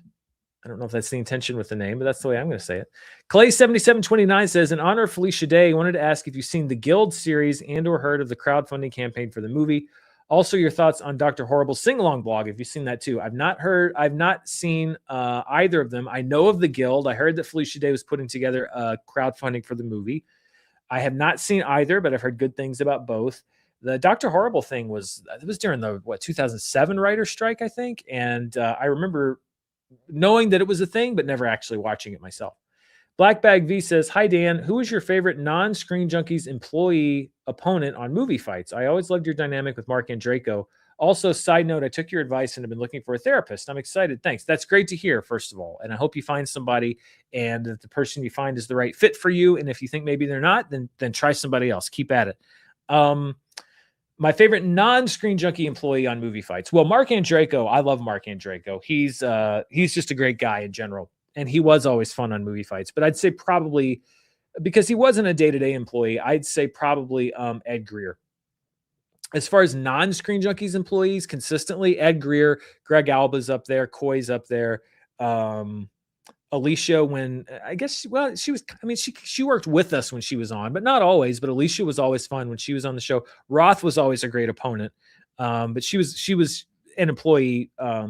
But she was also a great opponent. But there were several that I like to play. But Ed's always the one that jumps out to me because he kept me on my toes. Tyler Anderson 6641 says, "Just wanted to say I truly appreciate the work you put into your long form and research intensive videos, even if they don't get enough views to justify them." Well, ain't that the truth sometimes? I drive a truck for work, and they're great to have during the day. Well, thank you very much. I appreciate it. I am still working on the Oscar one. It's just taking a while longer than I anticipated. And I also know I'm probably going to get my head knocked around for that one too. So I'm trying to put some distance around so my head doesn't get too bruised up. Damian Fenton said, "Did you see the story about Scorsese using AI for storyboards? What are your thoughts about it?" I did see that, him saying that he's using that technology to help storyboard his films. I mean, I saw some of the reaction, and that it was so strong. It's like he said he was using it to make his movies, and the people felt betrayed by it. I didn't react quite that strongly. I agree that is a way that I think that you can use the technology that doesn't necessarily take away from the process of physically making a film, meaning in production. But at the same time, it does affect, were you going to hire a storyboard artist or were you not going to hire a storyboard artist? If you're a director who doesn't storyboard ever, and you wouldn't have storyboarded, and you said, "I'm going to try using AI to storyboard for the first time," then, I could see that. But if you are a director who does storyboard, and you usually hire a storyboard artist, or you usually hire a designer to do your storyboards, and now you're doing it with AI, I guess maybe you could have that person that usually design your storyboards, if they are now having AI, doing the prompts for AI and checking that work, then okay, because you're just shifting somebody from one job to a different job. But if you're putting that person out of a job it's, as with all things AI, it's complicated. I'm not as viscerally offended by it, because I do think that it is one of the applications where AI can be a tool to help a filmmaker and not hurt the process of making a movie, at least as far as once the cameras start rolling. But I'm not 100% on board either. So I'd say I'm not as vehemently against it as some people said, but I am curious to know what his process was prior to using AI. Woodrin the Pootie says, "Dan, industry person here. You do great freaking work." Well, thank you. Let's say Tom Cruise. I'm just going to assume you're Tom Cruise, and you picked the name Woodrin the Pootie. Shoplifted the Pootie. It's Tom Cruise. Or it's Cuba Gooding Jr. I'd be excited about either one. Sam H 6845 says, "Let's flip it. Do you have a question for us?" I don't. I feel like I do every week on charts. I have a member poll question, but I don't think I have a question. I mean, I kind of ask people to chime in on the critics thing, but I don't want you to feel like you're doing homework. Your job's just to sit back and hang out. Dylan Fitzsimons 2278 says, "Dan, I just want to say that you've been my favorite critic since the Screen Junkies days. This may be too high praise, but I think you're a modern day Ebert." I would never accept that that title. It's so flattering to hear you say that. But I feel kind of like when Roger Ebert said in that quote that I shared, where he said, "Here's what I think a critic should do. By the way, I'm not saying that I am that critic." Like, that's kind of how I feel about that as well. Like, I'm not saying you should listen to me. This is how I feel like you should listen to critics in general. But that is the highest praise you could possibly give me, is to say that in your mind that I could even approach the greatness of Roger Ebert, because in my mind, I am lucky to be seen as maybe in his shadow. I feel like I'm a student of Roger Ebert's, in that I loved his outlook on film, and I've tried to apply that outlook with how I see things, uh, and create a kind of a cohesive critical point of view from there. But you know, it's impossible for me to accept that I could approach his level, because I think he was just so amazing at what he does. But truly, thank you for that, because that's the highest praise you can imagine, that I could imagine. Clay7729 said, to support your point, I rented The Bride because you mentioned how impressed you were with the technical aspects, which made me curious. Even though you weren't that high up on it overall, I thought it was good. And The Bride, to me, was a movie I did not enjoy. I didn't say stay away, though, from The Bride. Even though I didn't like it, I said I was not a fan of it, because it was at least an interesting film. I didn't particularly like it, but it was so interesting, and it kept me wondering, and there were things that I really did like about it, and things that I thought were kind of unique and innovative in the way that it structured things. And even though it didn't quite all work for me, it was an interesting movie, and yes, technically I really liked it. And that's my goal, and I'm so happy to hear that you did that, because that's my goal. Is I can talk about a movie that I didn't really particularly like, but something in how I talked about it inspired you to go watch it. And by the way, you liked it. That's great. That's my goal. That's what I want to do. So thank you. I'm glad to hear that happened. B Percival 98 says, fun question. What's your favorite season? Well, I'll tell you right now, it's not summer. I don't like summer at all. It's too hot. I sweat a lot. I don't like to sweat that much. I don't like, especially now that I'm back in the South, and even in California, it got super hot. The second I step outside, I start to sweat. I hate being all hot and sweaty and going inside and having to completely change clothes and take a shower. And it's just, I just don't like it. Summer's not my favorite season. I would probably say I actually like winter, but there's a point at which I'm tired of the cold. I'd say probably fall. I love that. I love that sound when you get to like late October, early November. It's not super cold yet, and it only works if you're around trees, a lot of trees. But that sound on a windy fall day when it's quiet, and it's crisp, so you have to put on like a light jacket but not a heavy jacket, and you're not cold, you're comfortable. And that sound of the wind blowing, and you can hear the leaves rustling and going around the yard, and you can hear the trees, the dry leaves on the trees hitting against each other, and footballs going on. I just love that. So I'd say fall. Then I enjoy winter and spring, but they both have downsides, and summer's my least favorite. Dylan Fitzsimons 2278 says, thoughts on Tarantino's film takes? Well, he certainly is a fan of them. I understand he's one of the great filmmakers of the modern time. So he's certainly entitled to his film takes, but you can tell he thinks he's entitled to them. And sometimes I think he's a little too proud of himself with them. The whole Paul Dano thing. I'm not saying that he's wrong to think that about Paul Dano, but it's like, the position that you occupy. Why would you kind of go out of your way to do that on more than one occasion, by the way? So I don't agree with most of them, but it's interesting to hear what one of, I think, the great directors of right now has to say. But I also think he's way too up his own butt about it. Michael Holbrook 9645 sent a super sticker, $5. Thank you, Michael. I appreciate that. Freakstomp 95 says, why isn't Hokum getting more hype? Underrated. Well, I haven't seen Hokum. I think it's partly just the release structure. It kind of came out in the shadow of end of spring, beginning of summer. Then Obsession and Backrooms hit as well as they did. So I think it's just a movie that wasn't ecstatically received, and due to where it fell and other movies coming out and the continuing success of Michael and Project Hail Mary, I just don't think it was able to stand out from the pack. Craig Giles 8858 says, hi, Dan, love the channel, from Craig and Anna Leeds, England. Oh, wait, hang on. If you're from England, I almost made a mistake, because I'm guessing you're Craig. I said Craig, which here in the United States, we'd say Craig, but then I see you're from Leeds, England. So I'm guessing you're a Craig and Anna Leeds. So thank you, Craig. I appreciate that. And thank you for watching. And I'm doing my best to make sure that I know my Craigs from my Craigs. Henry Robbins 625 says, "Do you play any instruments? And if not, which one would you want to learn? I'm a part-time drummer and video editor, and I often hear how the two skills overlap with their use of rhythm and timing." It's interesting you say that because I did play the drums for a little bit when I was in my early teens. I took drum lessons for about a year.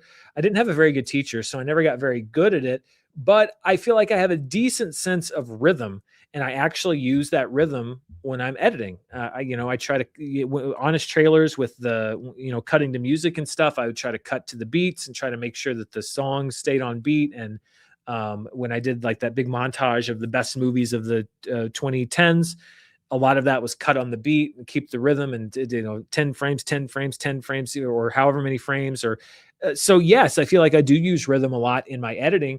And I also did, for when I was a kid, play the drums.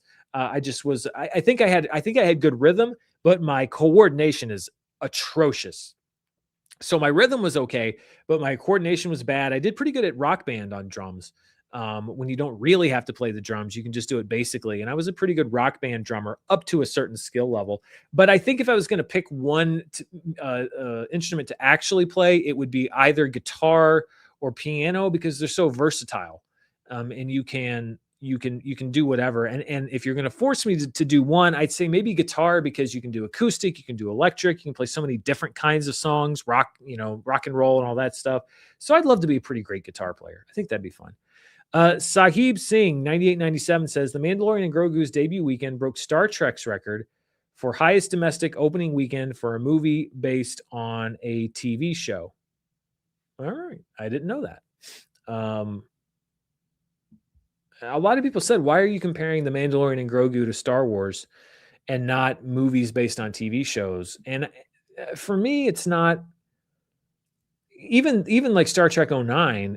At that point, it's not really a movie based on a TV show. Like Star Trek the motion picture was a movie based on a TV show because it was a known quantity as a TV show, and then it became a movie. But I would say Star Trek is at now a movie franchise and also a television franchise. I think it based on a TV show then becomes kind of a descriptor. Like the first X-Files movie, that's a movie that jumps to theaters directly coming off of being a TV show. So for me, yes, The Mandalorian and Grogu was a streaming show, but for me, the Star Wars brand overwhelms that. And I think it wasn't to me analogous to things like X-Files Fight the Future and Star Trek the motion picture, or like, Beverly Hillbillies and the Brady Bunch movie, because it was just a little more complicated. And that's also why I didn't kind of do that comparison. It just didn't feel like a one-to-one comparison to me. Freakstop95 said, why did Nate, meaning Nate Bargatze, remake Mr. Mom? Seems outdated. I heard that about The Breadwinner. I haven't seen it, but the concept did seem a bit dated to me, but it's the movie he wanted to make. So I heard that the people that did go see it seemed to like it. Black Bag V became a YouTube member. Thank you very much and welcome. Harvsk4181 says, hey, Dan, do you own or have read any of Ebert's The Great Movies books? I find those pretty much essential as a guide for any film fan. I own every one of Roger Ebert's Great Movie books. They actually are not on these bookshelves because they are literally so I have a kind of a weird shelf area on my movie shelf over in the other room, where it's a bunch of vertical shelves, and then I have like a row of kind of narrow horizontal shelves that movies won't fit on. And all of my Roger Ebert Great Movies books are on the movie shelf. So a lot of times I will go grab one of those books and flip through it, either grab something off my shelf or maybe look up something on Criterion. Yes, I own all of Ebert's Great Movies books. I've read them all. Even the ones for movies that I haven't seen, I've read them all. I used to own his compendium books, those big, thick compendiums of Roger Ebert reviews that he printed every year, the movie yearbook. I owned 4 or 5 of those, and I don't know if I still have those anywhere anymore. Kind of a moot point now in the age of the internet. But yes, I have collected writings from Roger Ebert forever, and I have all those books, and they're fantastic books. I have his autobiography. I got them all. Red Carpet Talk said, Roth Cornett's reviews with you on Screen Junkies significantly shaped me as a female movie fan. It's also a shame people like Alicia Malone, who shaped me, seem deterred by negative audience feedback. That's great. And I'm sure Roth would be thrilled to hear that. I may take a screenshot of this comment and send that to her, because I know that she very particularly was proud of her position in that space and her point of view, and she certainly would often say things that were very informative to me, and so I think she'd love to hear that. Alicia, I mean, to me, Alicia was able to live the dream because and she's been open about this. I don't think it's any secret that um, there is a negative side that can come to being on YouTube, which is that you are opening yourself up to fan feedback, and I think that it is, and often that it can be, and very often is different for a young woman on the internet than it is for a young man on the internet, because you can often get a completely different kind of reaction, and oftentimes things that are very unwelcome in completely different ways. And I'm not saying that's what happened with Alicia, but I'm saying that is one thing that can happen. It's not the same experience for everybody. And she was able to show that I mean, she's one of the biggest film experts that I know. She knows more about movies than I'll probably ever forget. She's one of the most film literate people you could possibly imagine, and she went and was doing YouTube stuff and made a name for herself and made a mark for herself, and then was able to land at the perfect place for her and be in a position where if she didn't want to do that stuff, she didn't have to do it. And now she is doing so great and able to share her love for film and her passion for film and film history. And I love her books. And I love that she was able to craft the life that she wanted for herself. And I understand people that were fans of hers on YouTube are disappointed that she doesn't do that kind of stuff anymore. But I completely understand why she doesn't. And I love that she's able to live her dream and do what she loves. It's so great. Papa Squad Official 9282 says, as a West Virginian, I think the state is misrepresented and misunderstood. Being from Arkansas, what are some of your favorite things about the state? I mean, I don't know that much about West Virginia. I assume you're asking my favorite things about West Virginia. If you mean my favorite things about Arkansas, I mean, the natural beauty. My family and friends are from here, but I feel like Arkansas is often misrepresented and misunderstood. I mean, there are certain political realities in Arkansas that are different from living in California, but I don't think that they're that different. There are parts of California where politically they're very similar to Arkansas. I don't think it's this night and day thing. And I think that in the media, Arkansas has been projected or depicted as this backwards, hick, dumb, hillbilly place where there are places that you can find that maybe conform closer to those stereotypes. And there's places like where I live and everywhere that I've lived in Arkansas that are nothing like those stereotypes. I think that people like to just sort of laugh at a caricature of things that people that they find silly or different than they are. But I love my state, and there's things that I love, and there's things that I don't love as much. But I challenge you to find a state anywhere where that's not the case. West Virginia, I've heard, is an absolutely beautiful place, and I'd love to go there sometime. Christopher Brickner 5181 says, "Do you stop using the Rotten Tomatoes plugin since Rotten Tomatoes added back the average critic score out of 10?" I mean, I still have it installed, but I'm happy to see that it's back on the website. So I guess I can disable that plugin, but I haven't stopped using it. Mr. Movie Obsession says, not going to lie, about 15 years ago, someone suggested I become a film critic, and I said I could never get paid to hate on a movie. Well, I think that is the that's sort of the misconception is you're not getting paid to hate on a movie. You're getting paid, or you're being supported through ad revenue or whatever, to share your honest opinions on a movie. Sometimes that means you are hating on a movie and that you're sharing that you didn't like it. But this idea that that's what critics do. Oh, that's what they do. They hate on movies. That's so not true. Number one, I think that the amount of movies that critics don't like is exaggerated. And number two, the idea that critics only dislike movies is absolutely false. People just pick and choose when it's convenient to their narrative. But the idea that critics hate on movies for a living, that's just not true. You will never find people more enthusiastic about great movies and movies in general than film critics and people that want movies that great. And that's usually why they're angry at movies, because you had this opportunity. You got to make a movie. And if you blew that opportunity, critics, I think, can get angry because they would have rather somebody get the opportunity that could have made a better one. Rodney Cooper Jr. says, "Hey, Dan, can you talk about your responsibility to your fans and fan contributors, if any, versus your responsibility as a critic?" I mean, I think my responsibility as a critic is just to be honest. That's it. That's the only responsibility I feel, is to be intellectually and emotionally honest about the movies that I see. And if I say that I've seen a movie, that I saw a movie and I saw it in good faith, and I'm giving you what I actually thought. That's the responsibility I feel as a critic. The responsibility to my fans and fan contributors.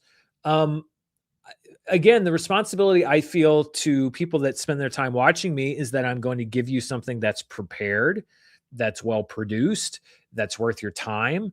I don't want to make a video that I think is going to waste your time. That's why sometimes I won't review a movie, because I'll feel like, well, I don't really have anything interesting to say about this movie, and I feel like it'd be a waste of time. So I'd rather work on something that I think, if someone chooses to spend 10 or 15 minutes watching it, is a better use of their time.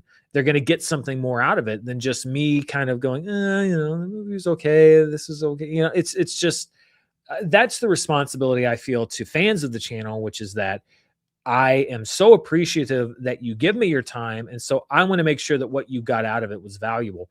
Fan contributors, kind of the same thing, but again, it's like, if you send me a super chat, if you support me monetarily directly, again, I want to make sure that you feel like you're getting your money's worth.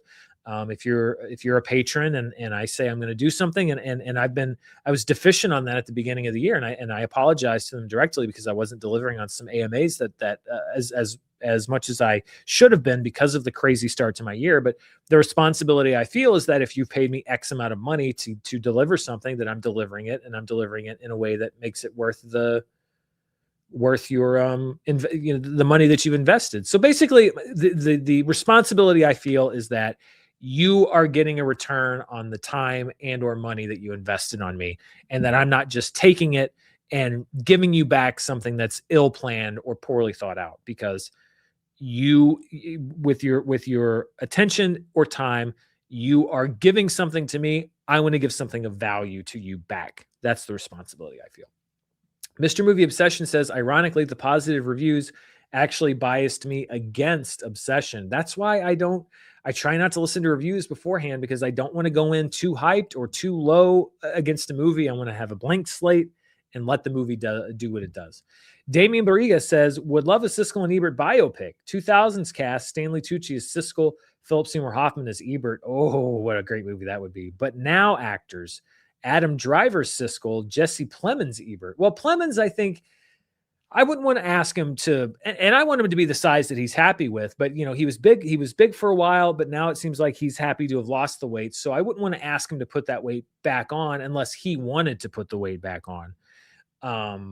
But I think Jesse Plemons could do whatever he wanted. Adam Driver is Siskel. That's an interesting one. I almost feel like Tucci could still, if you're doing the later years, I almost feel like Tucci could maybe still work as Siskel, but no, that's Gene unfortunately didn't live, I don't think, to be quite as old as Siskel was. I mean, not to kind of piggyback on Philip Seymour Hoffman, but I could see Cooper Hoffman, maybe young Roger Ebert. I think Cooper Hoffman can maybe pull it off. And then Siskel, Siskel's a tougher one. I'd have to think a little bit more on Siskel. I mean, Adam Driver, I'm sure, would do a great job, but I don't know. I just feel like that Midwestern thing. I think maybe you could find somebody that could do a better Siskel.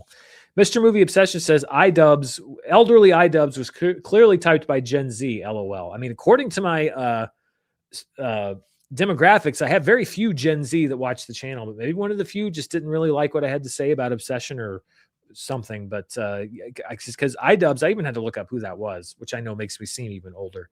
Big Mike BB says, luckily Douglas Adams didn't put film critics on the Golga Fringchan ship B with the phone sanitizers, PR execs, and management consultants. LOL. I wish I knew more about Douglas Adams, but I'm pretty confident that is a top-notch reference. Film Sharp 42 said, is it more or less helpful for number of views for the thumbnail for critic videos to give away what the critic thinks before clicking on the review? I think that it's probably better for the number of views to be as extreme as possible. So super duper enthusiastic when you like it and super duper negative when you don't like it. But there's no thumbnail. So I think it's better for the thumbnail if it is an extreme look, regardless of what you thought of the movie. I think it's better for the thumbnail if it's an extreme reaction one way or the other. whether or not that matches what you actually thought about the film.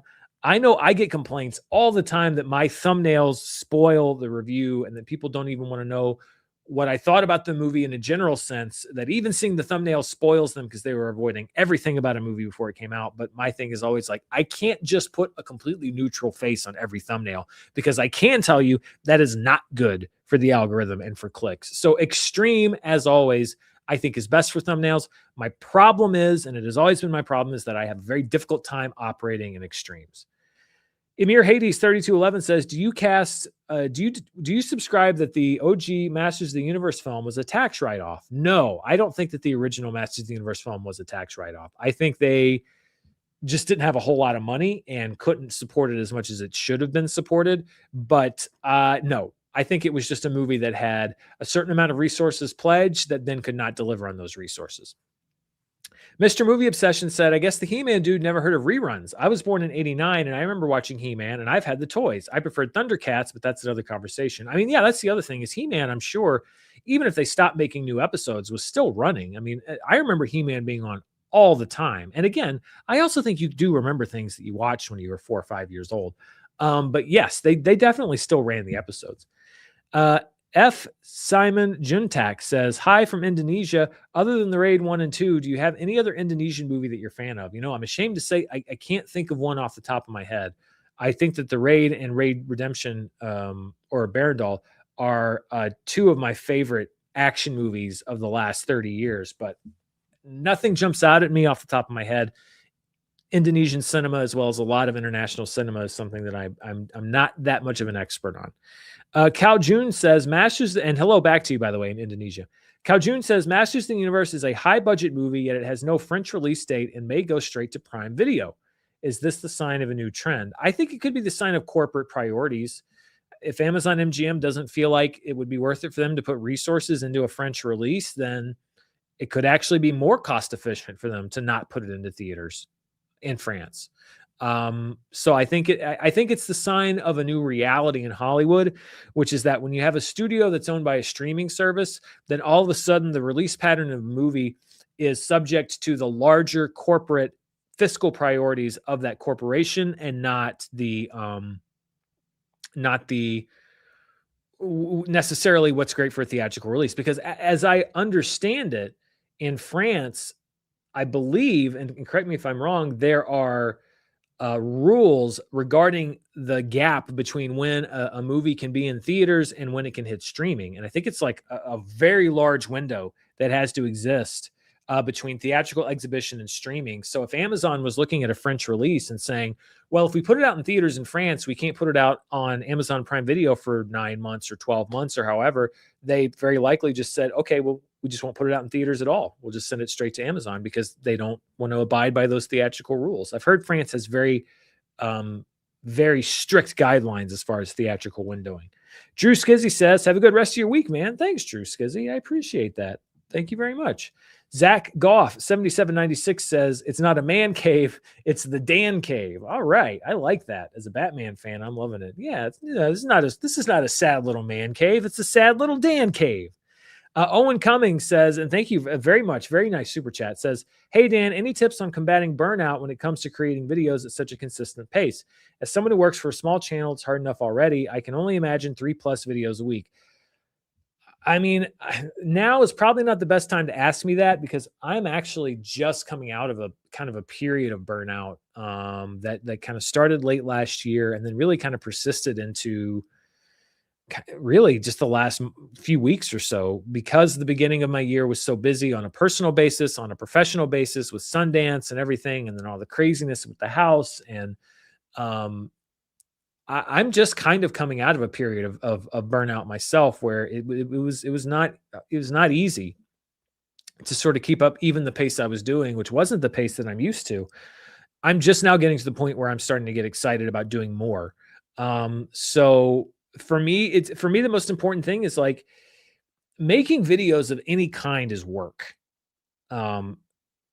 It's work, editing and shooting and coming up with ideas. If you're not making videos that you enjoy about things that you enjoy making, if the actual video itself is not something that you're going to be proud of, or that excites you, then you're just going to burn out harder. And that's why I always say I only know how to do this channel the way that I'm satisfied with, because if I were making videos that I wasn't proud of because I felt like, well, God, I don't want to do this, but it's going to be so good for the algorithm. I don't believe anything that I'm saying. I don't want to talk about this, but I want the views, so I'm just going to do it. I would burn out like that. I would have burned out years ago. The only thing I think that keeps me from having periods of burnout consistently is that every week when I do charts, I'm excited to make the show. I'm excited for the finished product. I'm providing information that I think people are going to value. When I do a review, I'm excited about sharing it, or I'm excited about the way that I've done thing, or I'm excited about a joke or something. If I do a deep research video, I'm excited about the conclusions that I've come to. And if I'm not excited about any of those things, then I won't do them. And maybe that means I'm making fewer videos every once in a while, but they're videos that I'm happy and proud to have out in the world. And if that wasn't the case, then this would just be a misery for me. And what's the point of being able to build your own channel and make the videos you want to make if it's a misery? So I would just say keep at least covering things that you're excited about. And even if the work is hard, at the end of it, you're still going to have something that you're proud of. That's how I do it. And like I said, even then, the last few months, I've really been struggling. Steve Cataneo, 8532 says, Dan, I watch your show every morning if I can. What you do is important. Thank you. Well, thank you, Steve, very much. I appreciate that very much. Wayne Fern 77 says, I really appreciate film critics. You guys help me decide if I should commit my time to watch a movie or TV show I wasn't sure about. Without you guys, it's like buying an item without reading a review. Well, thank you. I mean, like I said, I understand that some people use it as guidance on whether or not they want to see a movie, and that's great. And I think finding a critic who you can understand, just listening to how they talk about a movie to help you decide whether or not you want to go see it is great. And I always say, if you're interested in seeing a movie that I didn't like and you think you might like it, go see it. I'd love for you to go find a movie that you enjoy, even if I didn't like it. Cal June says, how much do actors' social media followings influence casting today? Do you think follower count is becoming a major factor in getting roles? I've heard that it is, and I think maybe that wave has crested a little bit, but I've heard that yes, social media followers, particularly in the last 5 years, and even starting kind of with the rise of Twitter, was something that casting directors very much looked at. And sometimes if you were a creative that didn't have necessarily the power of final casting, would be a deciding factor. Well, we have these two actors, but this one has a much bigger social following and can get the word out more. So let's go with that person. So yes, I think that a director who has a lot of clout in Hollywood and has the ability to cast whoever they want, they're not going to be able to kind of get backed into a corner. But otherwise, or if it's sort of filmmaking by committee, yes, it absolutely does play a role. Drew Skizzy says, do you collect physical games, CDs, or anything else? Not really. Movies, that's my major collection, is movies. I mean, I buy Lego. I buy 1 or 2 Lego sets every year. If you want to call that a collection, and I collect little movie things, but not like I collect movies. That's my big one. Clay 7729 says, if you had to guess who's the next comedic actor working today that has the talent to eventually hold an acting Oscar, I already count Brendan Fraser. The next comedic actor working today that has the talent to eventually hold an acting Oscar. Comedians generally make very good dramatic actors. Kristen Wiig, for example, I could very easily see her winning an Academy Award for acting. She's been in movies like The Skeleton Twins, that are not necessarily purely comedic roles, that she's very, very good dramatically. So I could see her getting the right role. I mean, we saw Melissa McCarthy get nominated for an Academy Award for a non-comedy for Can You Ever Forgive Me? So I could see Kristen Wiig doing that. She's the one that first jumped to mind because I just think that she's capable of doing a lot of different kinds of acting. RJW705 says, with the talk of Survivor in the past, would you ever go on the show? Also, you rock. Thanks for providing hours of content for our enjoyment. Well, thank you for watching those hours of content. Yes, I would go on the show with the caveat that I would need to get my butt up off the couch like Suri and get myself ready. Would I go on the show if they called me tomorrow and said, do you want to go on Survivor? I'm not sure, because I know I would not physically be able to hang in the game. I would be a terrible player in challenges. I would not be comfortable with the challenges. I would probably be a liability to my team, which would mean that I would be a target to get voted out early. And I would not be confident that I would make the best of my opportunity to play Survivor. If I were to commit myself to getting in better shape, and this would probably take me a year or more, commit myself to getting in better shape so that I could feel like, okay, I'm not 25, but I feel like at by then 44 or 45, I'm in the best shape that I can be for my age, so that that I could at least hang in there and not be a liability to my tribe. If I felt like that I had put myself in the best position to take advantage of that opportunity and play Survivor, yes, if they called, I'd be there the next day. But I would have to feel like that I had put myself in a position to succeed, and that's not where I feel like I am right now. Sealy Booth 1489 says, which Lego set did you enjoy building more, the Jaws set or the Star Trek set? I recently bought the Jaws set, and I'm excited to build it this weekend. I mean, the Jaws set, I'm looking at it right now. It's over there on my shelf. It was a lot of fun. I think I probably enjoyed building the Lego Star Trek set just a little bit more because, number one, it is bigger. I mean, so it took me a lot longer to do, and it was fun to see the nacelles and the saucer section, and each section comes apart. Like I could detach the saucer, so you have just the star drive section. So for a while, just the star drive section was done, and it was fun just to see that part of it come together. And I love all the little minifigs and stuff like that. So I'd say I probably enjoyed putting the Enterprise together more, but the Jaws set was a lot of fun, and I think you're going to have fun doing it. And it's not as much of a time commitment. You can do that over a weekend. It'd be tough to do that over just one weekend. Damian Barriga says Murrell and Gilbert equal worthy successful to Siskel and Ebert. I think we'd be a fun movie duo, but Spencer, I think is not as like I just don't think he'd be as interested in reviewing movies as Siskel or Ebert was doing. I just don't get the feeling like Honest Trailers. That's comedy writing, and that's Spencer's thing, and he's amazing at it. But actually, soberly reviewing a movie, I just don't see him being as excited about that as either Siskel and Ebert. So I think that we would be an interesting duo, but I think the interest would be from me getting super into it and super excited about it, and him taking it much less seriously. So it'd be a different kind of review show, an entertaining one, but not the same kind of show that Siskel and Ebert used to do. The Escape Goat Mechanism 8704 says Scorsese's AI commercial? Question mark. I don't know if I've seen Scorsese's AI commercial, if that's what you're asking, or I haven't seen a commercial about AI with Martin Scorsese. So I don't have any thoughts on that. Mab's Voice says critics that work for a company may have to review movies they were never planning to watch. As an independent critic, what is your rationale when deciding which movies to review and which to avoid? It's all personal interest. I did have to review movies when I was the junior editor for the FS View and Florida Flambeau, the student newspaper at Florida State back in 2003 to 2005.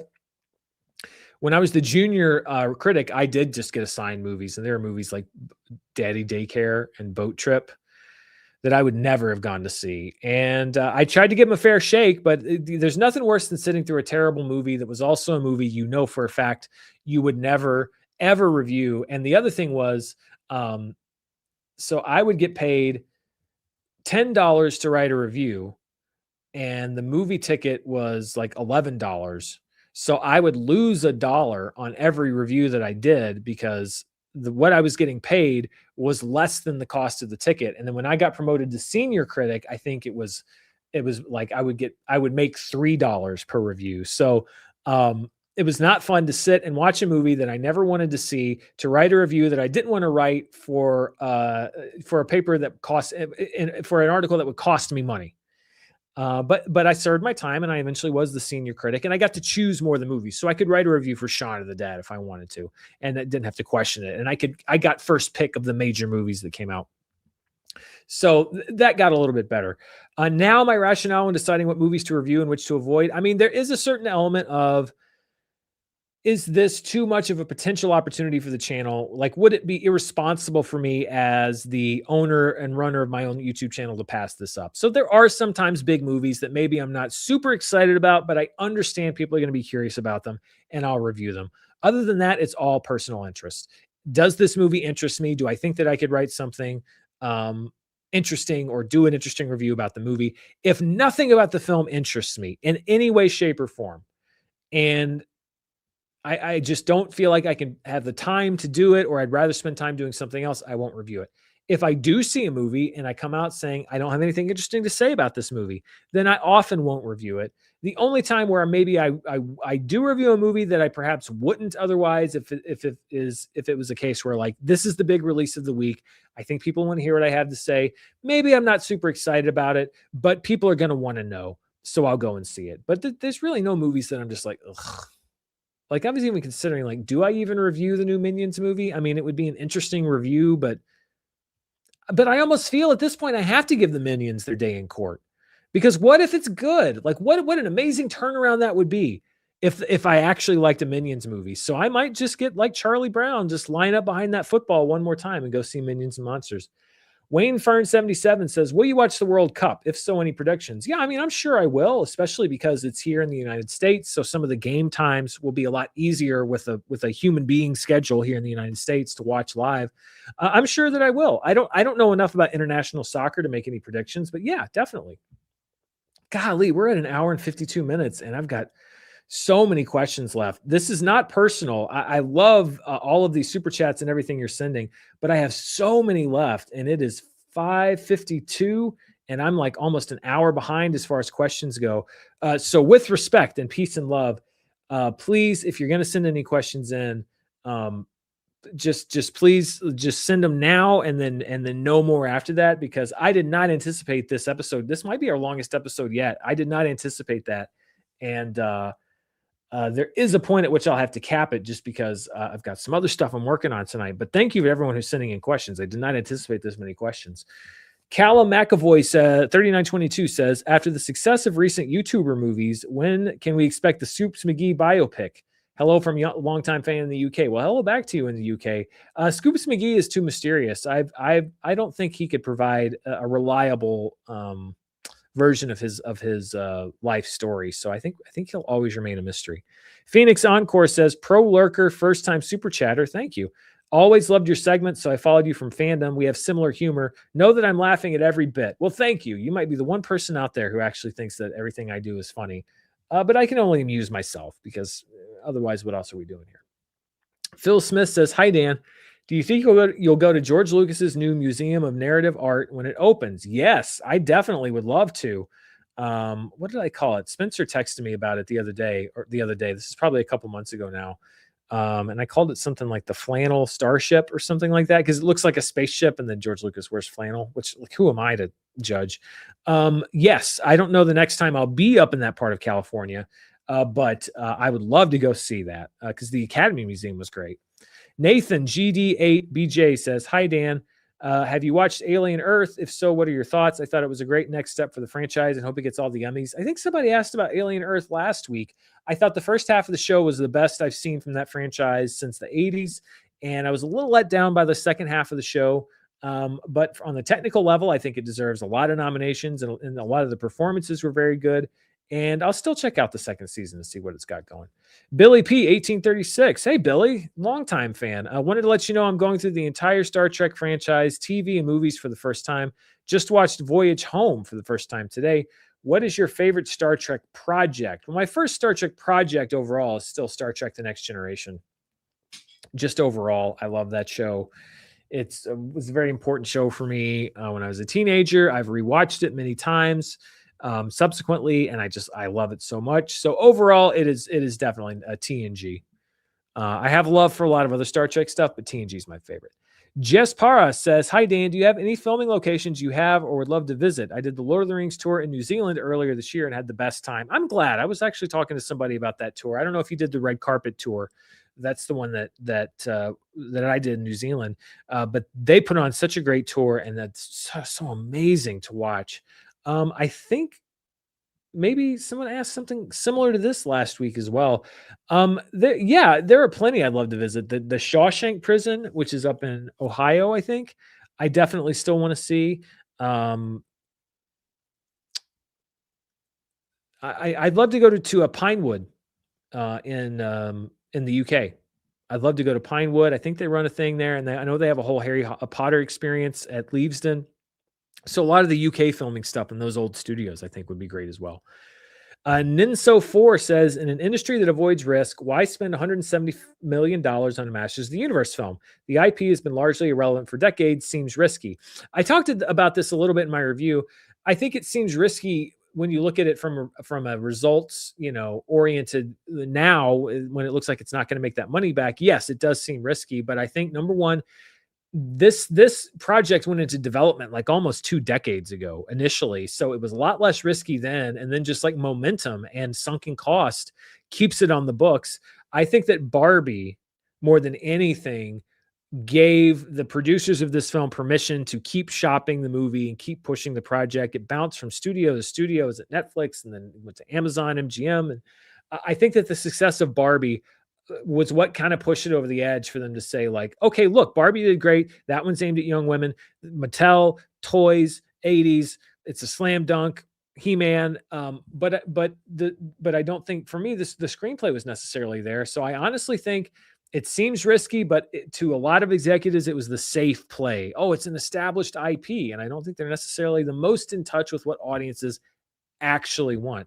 Barbie didn't do well necessarily because it was about Barbie. It did well because it was that movie specifically, and the way it was marketed and the casting. And I just don't think Masters of the Universe was able to do that same thing. Falling with Style 1995 says, on the Scorsese topic, I think using AI to make storyboards is analogous to using AI to write a script.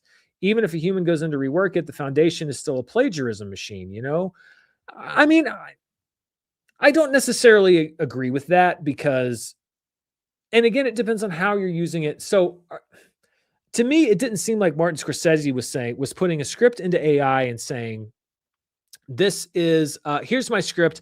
I need you to formulate all the shots for me.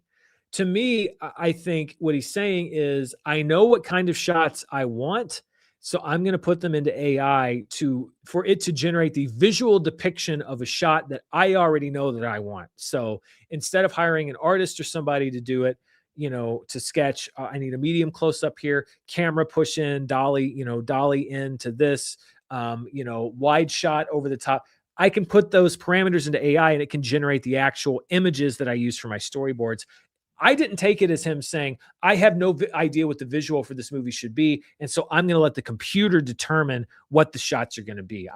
I would be shocked if that's how he was using it.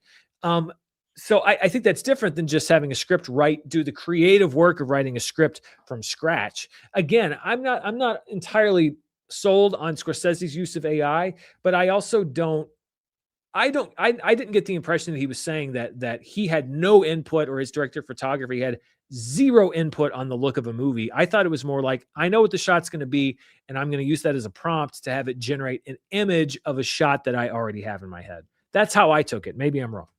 Damian Barriga says, did you not have Obsession in your summer top 10? Obviously it was going to be a phenomenon. Obviously, duh, totally. But no, really, how crazy is that? It's absolutely crazy.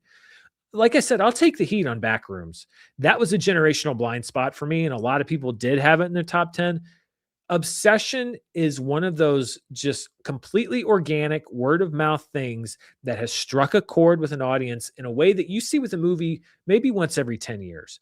And even to the degree that Obsession is doing what it's doing at the box office, not even every 10 years, once every 15, 20, or 30 years. I would love to find the person that took a flyer on Obsession and put it in their top 10 at the time that you would be picking summer movies, because that was a great lucky guess. It's just been so organic and so fun to watch, and I'm curious to see what it's going to do. If it can do 4 straight weeks of increasing business, it's already an all-timer story, but it becomes a Hollywood legend at that point. In the modern era, to do that, insane. Clay7729 says, could the poster for Free Willy be greenlit today? Literally gives away the end of the movie. Also, what should a poster consist of? Should it be subtle or give the audience what they should expect? Yeah, I think that the poster Free Willy could be greenlit today. I think that there are sometimes there are trailers for movies now that have the last shot of a movie in it. I can think of a one or two that are in theaters now or coming out soon that have literally the last shot of the movie in them. Yeah, I think it's such a striking image. I think that audiences were looking forward to that happening. And they cheered when that happened. So I think it could be greenlit today because it's just the spirit of the movie, and you go for that image, and it's kind of cathartic when it actually happens. So yeah, I think it could be. I think that um, posters are weird. I love subtle minimalist posters that you don't know what to expect, but I think it kind of goes up with the budget involved with the film.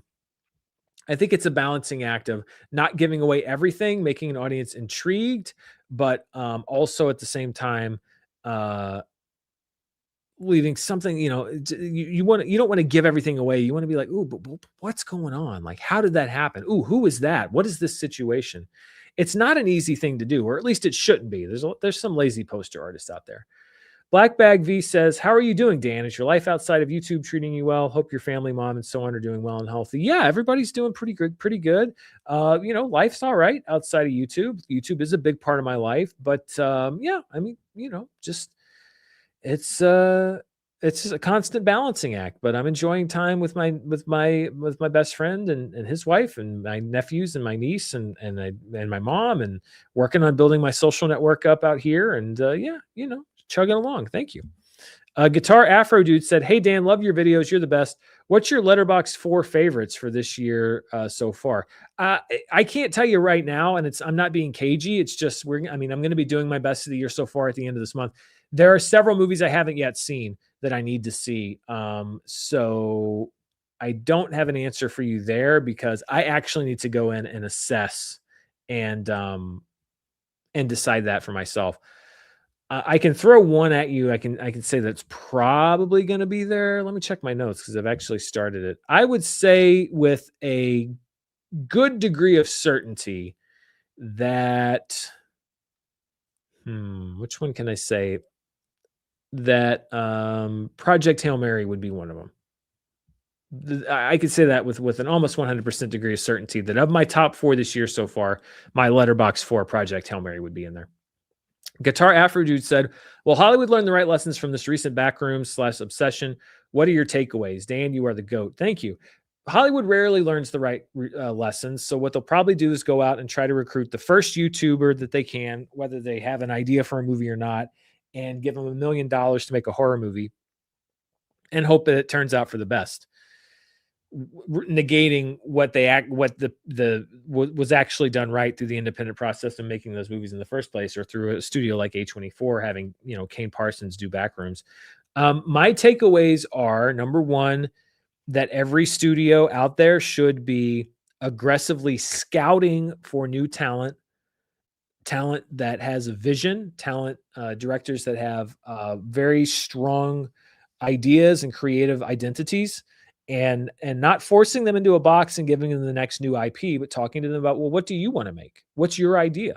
What concept are you excited about? And then funding that idea and seeing how it turns out. So my takeaway is that studios need to be aggressively courting and not discounting people because, oh, well, they're just making YouTube videos. Well, no, that doesn't really fly anymore. Not every YouTube video is created equal. So that's one takeaway. And my second takeaway is that they also need to be rethinking what their overall strategies are, because the idea of the known IP being reliable at the box office is just not true anymore. It's not just that new filmmakers are bubbling up and doing well. It's that the established properties are also largely on the decline, whether that's a short-term pattern or a long-term pattern, who knows? But Hollywood's had a good 15 years of being able to know pretty reliably what's going to be a hit or what's not going to be a hit. And I think that those days are over, and they're going to have to get off their butts and start working again. And I think that that's a good thing. Hello, Mr. Jamwa says, do you ever get two or more actors mixed up? Tom Hardy, Logan Marshall Green, or Jai Courtney / any form of oak cabinet, for example? Yes, I have talked about this before. I have a particular kind of face blindness where it is hard for me to tell certain actors apart. It's there's no rhyme or reason to it, but it's not even two specific actors, but like young British actresses in their mid 20s. Nearly impossible for me to tell you. I can tell you what movie they were in that I really liked, and once you tell me their name, I'm like, of course. Ugh, how could I not? She was great in this. She was great in that. But and it's the same a lot of times with like young guys in their 20s. If they haven't done a role that is like just so specifically ingrained in my head, I'm like, I know who that is. I've seen them in a movie, but I can't tell you their name, and it'll take me a while to do that. I just and it's in the real world too. There's just sometimes I just can't get the faces lined up with the names, and I try and I try and I try and I just can't do it. It's just a little tiny defect in my brain. It's not like actual face blindness, but it's a form of it where it's very difficult for me to put names and faces together. So yes, or I'll see somebody and be like, "Oh, who's that?" And they're like, "You saw that person in a movie last week." I'm like, "Oh yeah, that's that person." I don't know. Henry Robbins 625 says, just giving a shout out to Marshall Lucas, RIP. Absolutely shout out to Marshall Lucas, RIP. What a legacy. Phantasm X says, Siskel, Mark Rylance, Adam Scott. Love the idea of Cooper Hoffman for Ebert. Well, if you're going Cooper Hoffman for Ebert, I think you have to go a little bit younger than Rylance and even a little bit younger than Adam Scott. Now I'm kind of like, yeah, I think Cooper Hoffman would like a 60s era Roger Ebert, like a Beyond the Valley of the Dolls era Roger Ebert, the young maverick of film criticism. I'm kind of liking that idea. Christopher Blackburn, T8Q, says, as someone who is neurodivergent, going to the theater is very uncomfortable and sometimes physically painful for me. So I depend on truly honest reviews, and yours hit the mark. Thanks. Well, I'm glad that it's useful to you in that function. I hope that maybe there are some theaters around you that have screenings that are specifically designed for sensitivities that for people that can become overwhelmed by a lot of light and a lot of sound. So it would be great if maybe, I'm sure you've probably researched this already, but if you haven't, then maybe there's some theaters that offer that. But I mean, that's where I think a consumer function can be helpful, when it's not just, well, I like a movie or not, but it's like, no, I have a legitimate reason to want to know if it is worth the effort of going to a theater to see this movie. So I'm happy that I can help point you in that direction. Eternal Failure 4081 said, hey, Dan, great to see you sounding like you're in a much more positive headspace the past week or two. Also, just got back from seeing Backrooms. I hated it. Reminded me of James Rolfe's review of the art film Wavelength. Well, thank you very much for the super chat. I'm sorry you didn't enjoy Backrooms. I did enjoy it, but I understand it's not going to be everybody's cup of tea. And it was kind of close to not being my cup of tea, but it was able to pull it out just enough in certain areas for me to go like, okay, it was maybe a little too abstract in this part, but I think it was good in that part, and was able to keep me on board. Christopher Brickner 5181 said, did you see Hulu's Shogun? Yes, I did. I was not on board with it as early as everybody else was.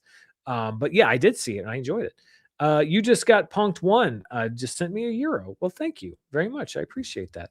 Black Bag V said, any plans when you hit 250K? No plans. The way that I grow, I've got a while to think about that, but I'll just be very flattered and humbled by it, because that's another landmark that it's just like, it's amazing. It will be amazing to reach that landmark. Christopher Brickner 5181 says, for the next comedic actor to win an acting Oscar, Adam Sandler could be one with the right film. Many believe he should have gotten nominated for Uncut Gems. I'm one of those. He was brilliant in that movie, and I think he should have gotten an acting award.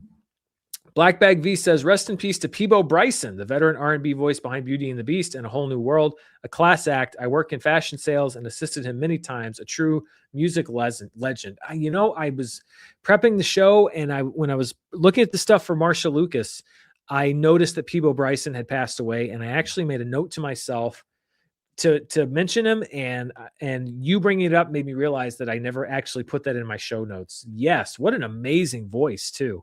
And on those early, those 90s era, early 90s eras Disney songs, I remember hearing his voice on the radio almost constantly because that was like the radio versions of those songs. And what a voice. Rest in peace. Absolutely. No Name McGee, D5C says, you look just like Johnny Sins. Are you two related? I don't know Johnny Sins. I'm not related to him that I know of. I think maybe somebody's brought this up and I've looked it up.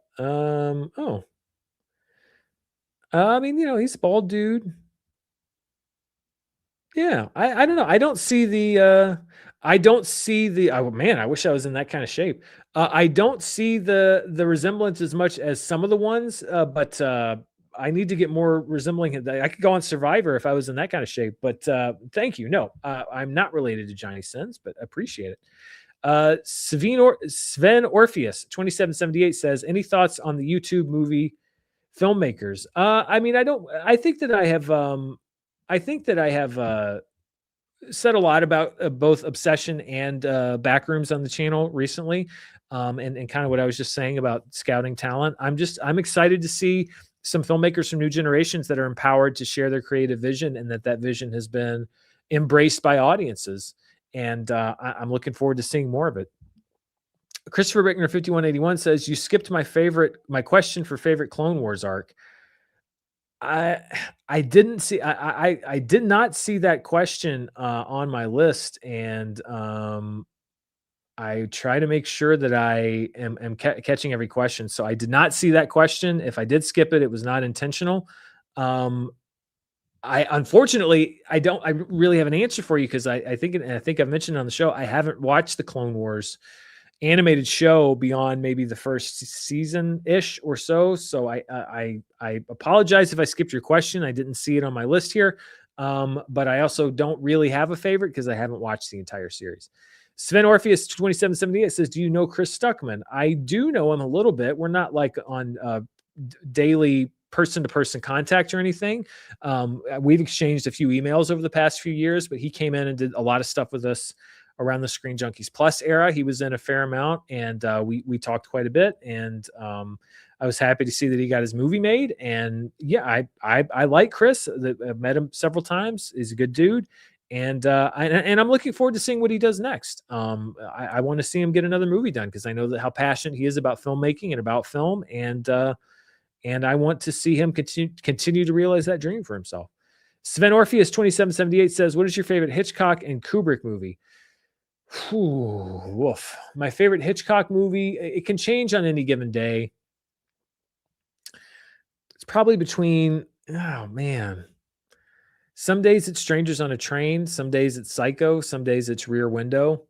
I guess on the majority of days that you would ask me, I might say Rear Window, but there's 5 or 6 that I could give you an answer on any other day and say that's my favorite. Favorite Kubrick movie? Again, it depends on the day. It might be Dr. Strangelove, but just because it's so unlike everything else that Kubrick did, but it's his filmography is so varied and so random. So Dr. Strangelove, but if it's the right mood, it's 2001. But if it's a different mood, it's The Shining. But if it's a different mood, it's so mood dependent. But maybe Dr. Strangelove most consistently.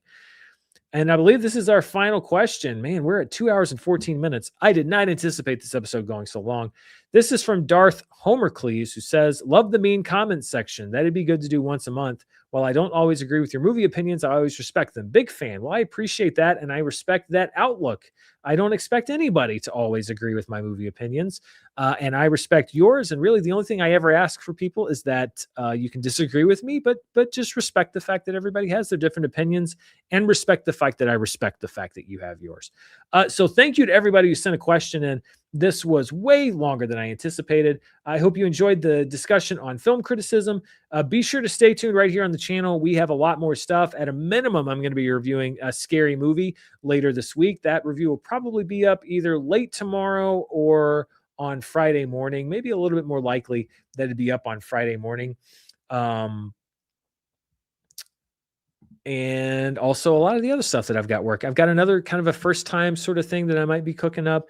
And like I said, that deep dive Oscar video that I've been working on, there's just a whole lot in the hopper. I got to get some of it done and out on the channel. But thank you to everybody who sent in a question and had great comments today. I'll be back live again here next week. Until next episode, thanks for watching. Thanks for your comments. Stay safe, and I'll see you then. Bye.